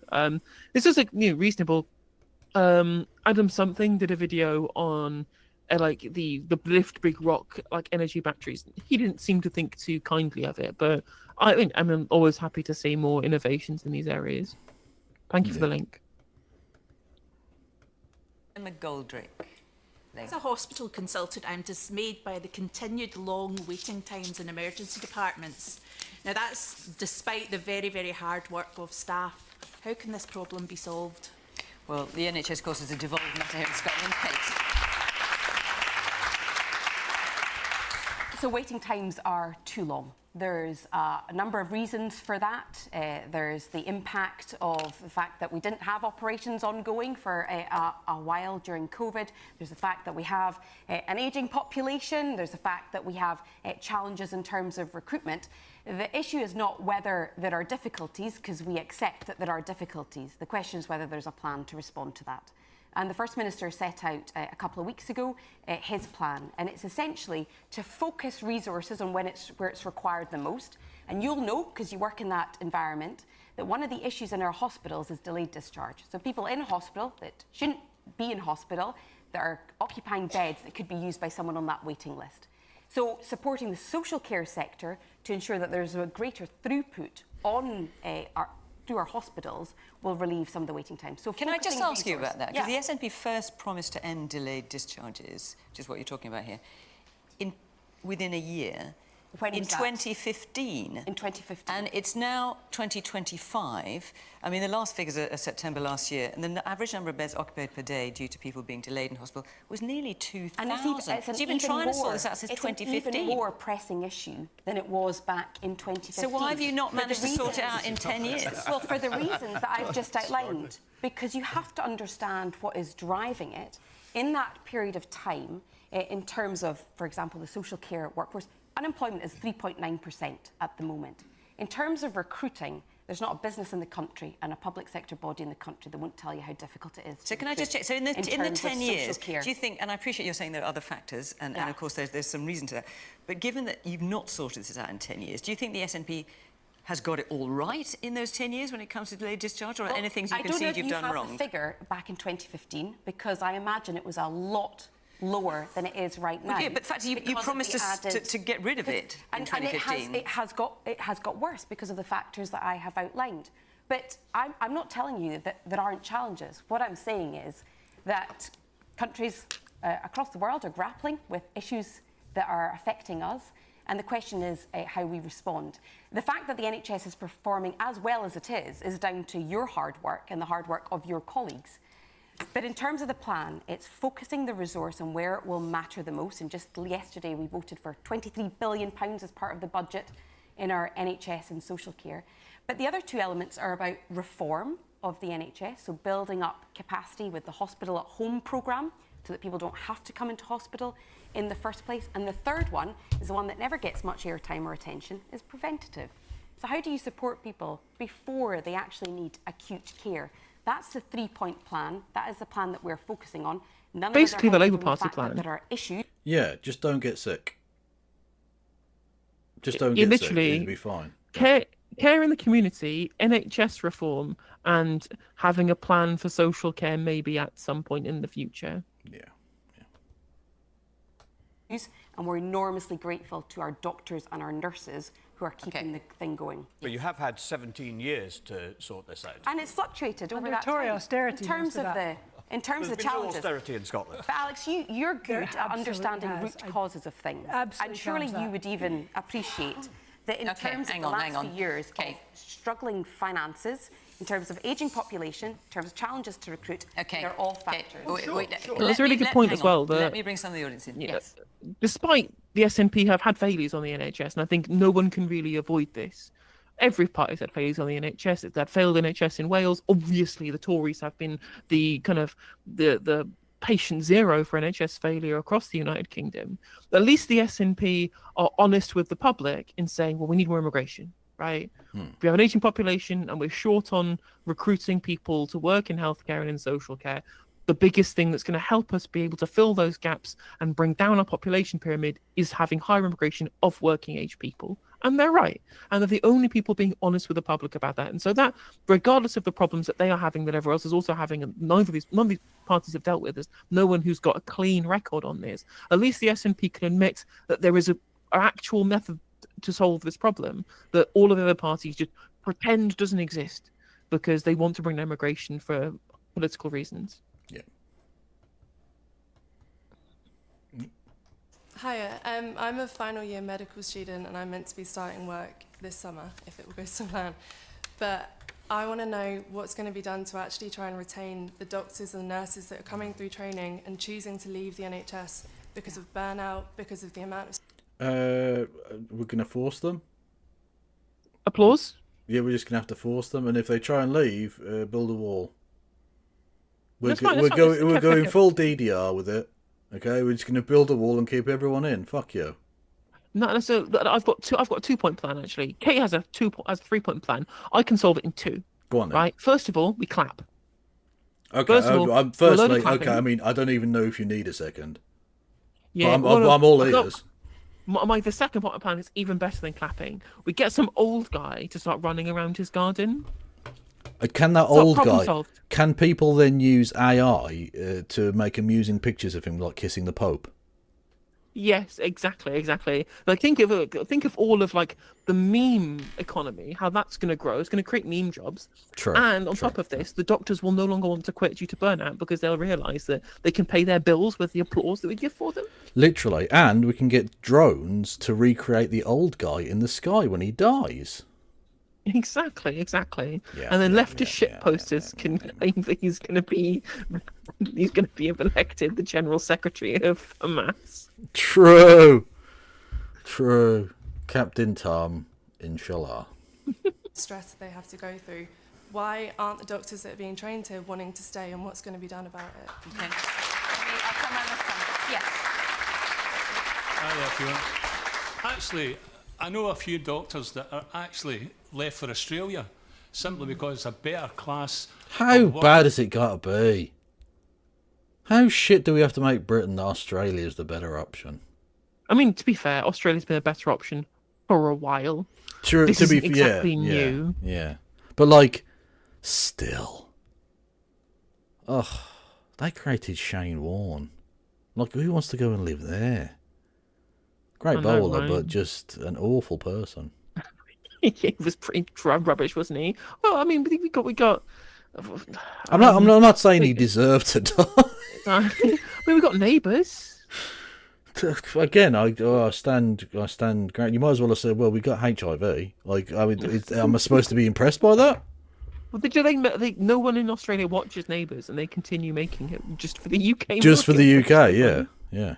Did I know the biggest CIA bases outside the US in Australia? Yes, it's called Pine Gap. It and is. I watched Boy and Friendly Shorties trying to infiltrate it. Did as well, yeah, playing football outside. And let's be honest, I mean, just dancing so close to the CIA, fucking shooting them dead. Like, they overthrew a government, motherfuckers. Do you think they give a shit about black bagging you and fucking burying you alive? And we help them. Yes, we do. Well, but we've already got GCHQ. Like not GCHQ. What's the American station called here? Oh, I can't remember. Anyway, they've basically got the equivalent here. It's just it's smaller because we're smaller, so they don't need as big as shit. And we're further away from China. We are further away from China. That is true. An environment where when they get there and they have more social time and everything else that's with it when they go there. And what I would say to Kate is that I can't understand why you think that you did a great job with the NHS, because are you asking for another 10 years to put it right? Because at the end of the day, you have done nothing. And can we look to politicians to fix it? I don't think so, because you don't know yourselves what the hell to do with it. Michael. Well, I think what we saw from John Swinney, who, let's not forget, has been round the cabinet table for most of the almost 2 decades the SNP's been in power, was, I think, the 5th NHS recovery plan in 4 years. We're going through recovery plans quite well, but not actually implementing the change. Menwith Hill, that's the one in the UK, yeah. Thank you. Change that we all want to see, and there's far too many people in this country, 1 in 6 of us, on an NHS waiting list. The chances are there's people in this room or people that you know on that waiting list. I have constituents come to me every single week with stories about cashing in pensions to get operations that they've been waiting for years, cashing in savings to go private, not because they believe in private healthcare, but because they can't wait for operations. So the first stage, I think, Claire, to your question directly, is to accept there's a problem and not to pretend that everything is fine in our NHS. The problem is we need to accept there are real challenges around workforce retention. I think is really critical. The staff we have in the NHS are phenomenal, but they're working in a system that isn't working. And they're having to work doubly hard to meet the requirements that they have to make to provide the patient care that they do. We should be doing much more in this. And look, briefly, the truth is, I've got 5 minutes. The truth is, it comes back to the first question. Because this Labour government chose to end austerity so that there was the money in the budget. Stop lying. Stop lying. You haven't ended austerity. You're just doing a different form of the same thing. To be fair to the Labour government, they have put more money into the NHS. some of this has come at the expense of Yeah. cancellation of other projects and of reductions in the welfare state and a potential slashing of welfare. And then on top of that, further cuts to some unprotected departments such as the Judiciary and the Home Office, right? Like, they have made cuts somewhere to be able to free up money for the NHS. The NHS is somewhere where they have increased the budgets overall. But as I said before, right, like, the scale of this problem is bigger than the tinkering that they're currently doing. That's the issue. Yeah, technocratic tinkering at the edges is not solving the problem at all. Yeah. The problem is even if you end austerity in the NHS, which I will give them, right? If you just kind of, if you have a microcosm, if you kind of separate off the NHS specifically as a section of government, austerity has been ended. The issue, of course, is that that's not a way you fix the problems that are created by austerity, right? The austerity problems massively increased the waiting lists, and then COVID hit it afterwards, which then caused an additional problem, right? So we've got a two-scale problem. And by ending austerity, you get over that first hurdle of dealing with the problems of underinvestment, and that will only happen after 5 years, 10 years of keeping investment at this higher level, when it was 9% of GDP in the 2010s and 11% of GDP now. We're going to have to invest further and further to deal with the shortfall that was built up and compounded over 10 years of austerity. And then on top of that, you also have all of the additional problems that were caused by the pandemic on top of this lack of healthcare capacity, right? Yeah. So just ending austerity, it's not good enough. It's a third of the way there, quite frankly, because as I said, the longer that you are underspending on the NHS, the more the problem compounds and the more you have to spend on it later to fix those problems. So it's fine. Like, it's fine to say that, but it's not good enough. It's just not good enough. True. But we haven't initiated your clapping and Captain Tom solution yet. So we'll True. wait and see how that goes on. You're probably And also, fine. very good point, Citizen Brooks in chat. A lot of that NHS money that's going extra is just going to the private sector, just frittered away into the pockets of the healthcare shareholders and the directors of the companies and the potential hand shandies that have been handed out to shareholders as well. Like, and profits. Like, that is also a big problem. Is inefficient and is spending people's money to help out donors to West Streeting rather than being done in the public interest for social utility. So very good point. And if you wanted to save money and be more efficient, you could bring these things back in-house. You could and should. Into the NHS. What we now need to see is not just more money, but a genuine change in government, because after 20 years, the SNP is incapable of change, and we need the change in the NHS now for all the people that we know are on waiting lists and who need the healthcare that they're not getting. We've got very little time left, so briefly. Well, I think it's very important to remind viewers elsewhere in the United Kingdom that the SNP government are wholly responsible for the NHS in Scotland and have been for almost 18 years. But not for the First money Minister's that pays for questions, it. when I speak, are put to John Swinney. His repeated failings. He seems to be the only person It's funny, in Scotland right? that comes as a surprise to. Both of the times this guy has gotten an applause, it's because Lorna Slater has cut across him and stolen it from him. Yeah. Yeah, the only time he has spoken into applause is because Lorna Slater interrupted him with a better point, which I think is funny. When winter comes along every year. Just a few weeks ago, the Royal College of Nursing produced a report that was heartbreaking. It laid bare the reality of what it's like in hospitals across Scotland. And this government is good at making excuses. It's fantastic at producing reviews and talking shops It's and clearly round not going tables, brilliantly in but England it's either, not- can I point it's- out? Indeed. Yeah, I'm not going to fall into the trap of nationalism It's and start worse. trying to point the finger elsewhere. I'm talking about what's happening It's in worse in Scotland. England. One second. Can we not agree, surely, that it's better? Go on, yeah. But it's worse in England, right? It's always Yeah, been worse in England throughout the significantly so, entirety yes. of this period. It has been worse than England, right? Again, I'm not saying the SNP are perfect. Clearly they are not, and clearly Kate Forbes is not only imperfect, has also been a pretty terrible advocate for their positions by giving a bunch of technocratic nonsense, which is usually outside of the SNP's wheelhouse on this stuff. Anyway, they've not been perfect. They clearly have some problems, but everywhere else in the country, England is worse, and Wales is even worse than that. So the only people who have a record that they can even stand on is the SNP, because Labour can't stand on their record in Wales, which is worse than the Tories' record in England, which is worse than the SNP's record in Scotland. Yeah. So yeah, you can't. I mean, again, even in Wales, when it comes to Wales, they are still at the mercy of which way Caesar's thumb points over in Westminster, right? Like, that's the issue that all of these areas have. The sword of Damocles or the sword of Westminster. Yeah. Mm. In Labour-run Wales, Well, which is the that's favourite one of line the from both stock SNP lines. and Tory politicians. That's a stock line of John Swinney's. He's always wanting to point the finger Okay. elsewhere. All right. We're Let's bring- responsible for what's happening in Scotland. I wonder why you specifically don't want to look at England at all, ever. Yeah, like, it's just the brazen, the absolute temerity, the barefaced cheek of anybody from the Conservative Party pointing the finger at anybody else over management of the NHS after the last 15 years. Like, no, I'm sorry. Like, again, just cannot wait for these people to be expunged from history. Yes. Politically speaking. Oh, yeah, of course. Absolutely, naturally, yeah. You made the point. You made the point that the SNP don't control how much money they get. They obviously control how much money they spend of the money they get on the NHS. Are you saying it's just about money? And well, all roads lead to Westminster. The money that Scotland has to spend on things like the NHS comes from Westminster. That is where it comes from. And while Labour we're glad, increased that, they haven't And made... the reason that all roads lead to Westminster is because the South East is the only place that's getting investment in roads. Literally. They're the only place that has roads. All dirt tracks lead to paved road surfaces in the southeast of England. Up for 14 years of underspending.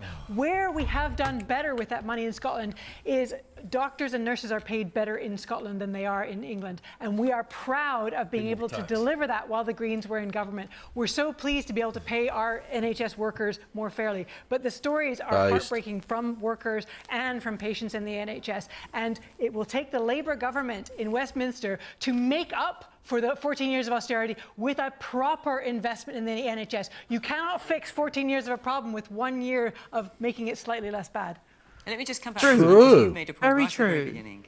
Thank you very much. She's quite good, it. yeah. I've got to say, she's been good. Yeah. I mean, I hate to say it, but she's kind of better than the ones we have in the Green Party of England and Wales. Largely, yeah. I quite like Carla Dunn, yeah. I'm not saying they're bad. Their points are good, and I support the policies, and I think that they're good people with correct ideology, with ideological positions I agree with. But like the fire, the anger that Lorna Slater comes out here, really holding these people to account and taking them to task. Well, that's the thing. That's what I want to see. If you want to tap into people's anger, you don't do it by being like nicey. Nigel Farage comes out there and shoots from the hip, and says like, oh, "This is a fucking disgrace." That's how you connect with people who are angry. Saying, well, the current government's fiscal position is unfortunately leading to a degradation of the quality of life. People are bored. They're not fucking listening. Yeah, like people like Carla Denyer go all the time say, well, we will support the government when they do things we agree with. No one cares. No one fucking cares. Just talk about the things that you disagree with and tell them why the current government is bad. Otherwise, they'll just keep voting for the same government. I'm sorry. This may be nicey. It may make you look like a real politician, like the sensible person that all of the centrists say that they want. These aren't your electorate. These aren't the left wing's key electorate. Ours are left behind people, whether they're young people in post-industrial towns. It doesn't matter, the people of the home counties who like to see sensible centrist politics. They're not interested in what we have to say. It's people who are disenfranchised, and they are angry, and they're angry with the Tories and with the Labour Party. The people you're trying to appeal to is not David Mitchell. It's the one David Mitchell calls morons. Exactly. You're 100% correct. Fiona, I would just like to ask, what is the Scottish Government doing about mental health? If you don't have your health, you have absolutely nothing. It is fucking called it. 18 weeks to see somebody, that is ridiculous. And nothing's getting done about it.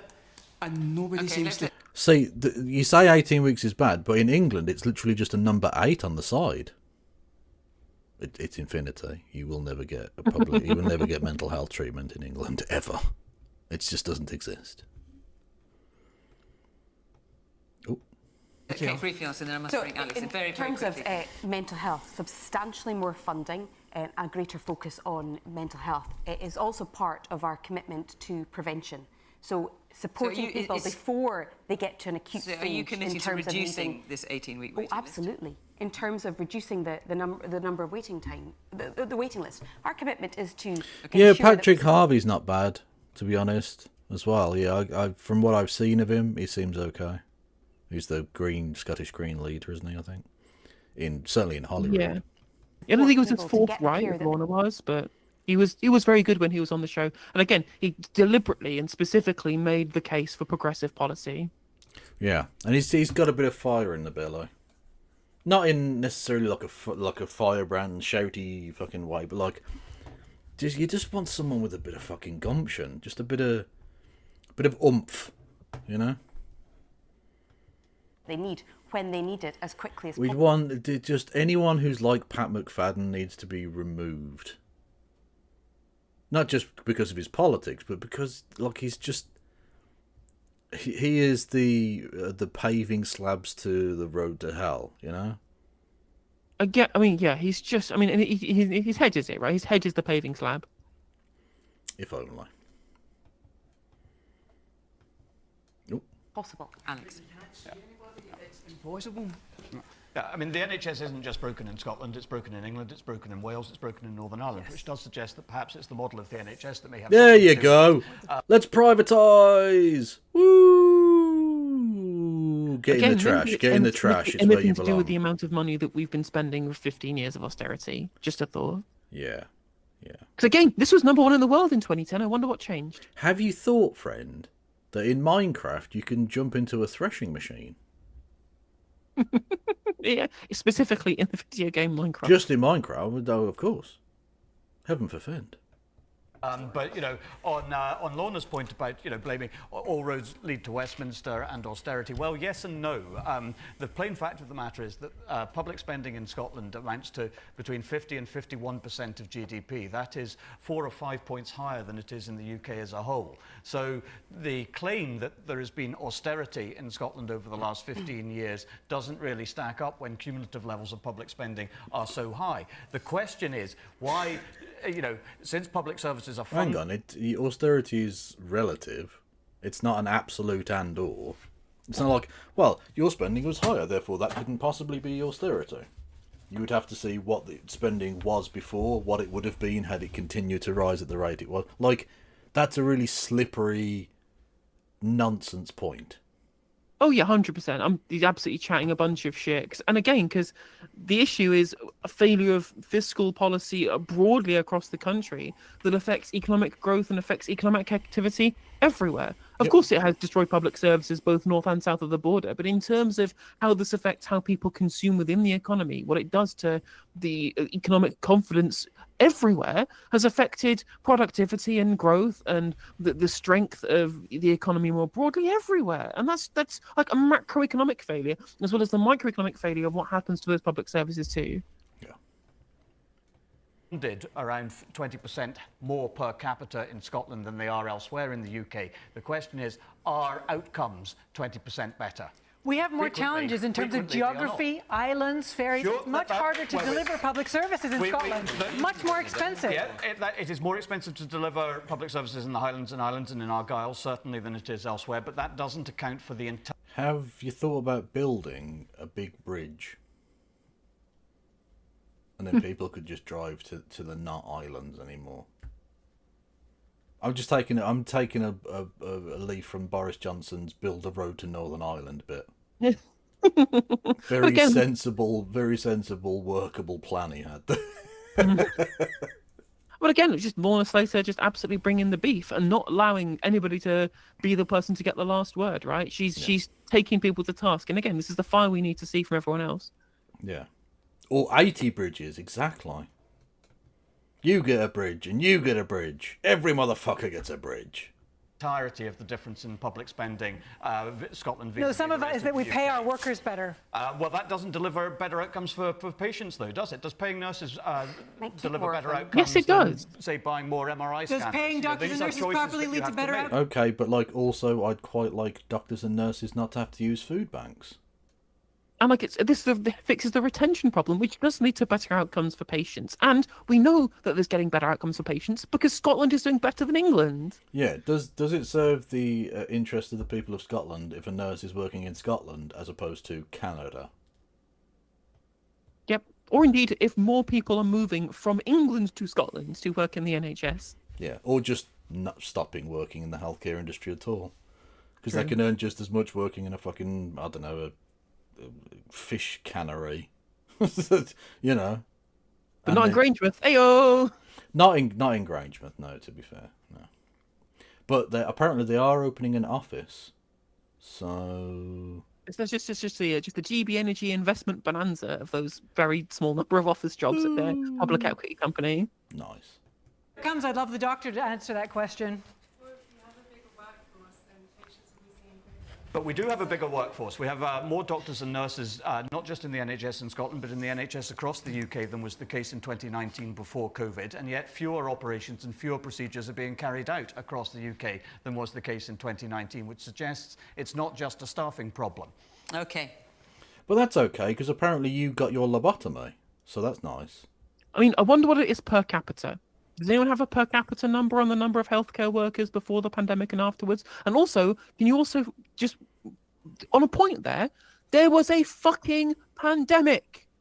There was a pandemic in the country. That might have also had an effect, and not whether or not the funding model is wrong, Alex. And it would appear that the host is capitulating. Which, fair enough. Textbook.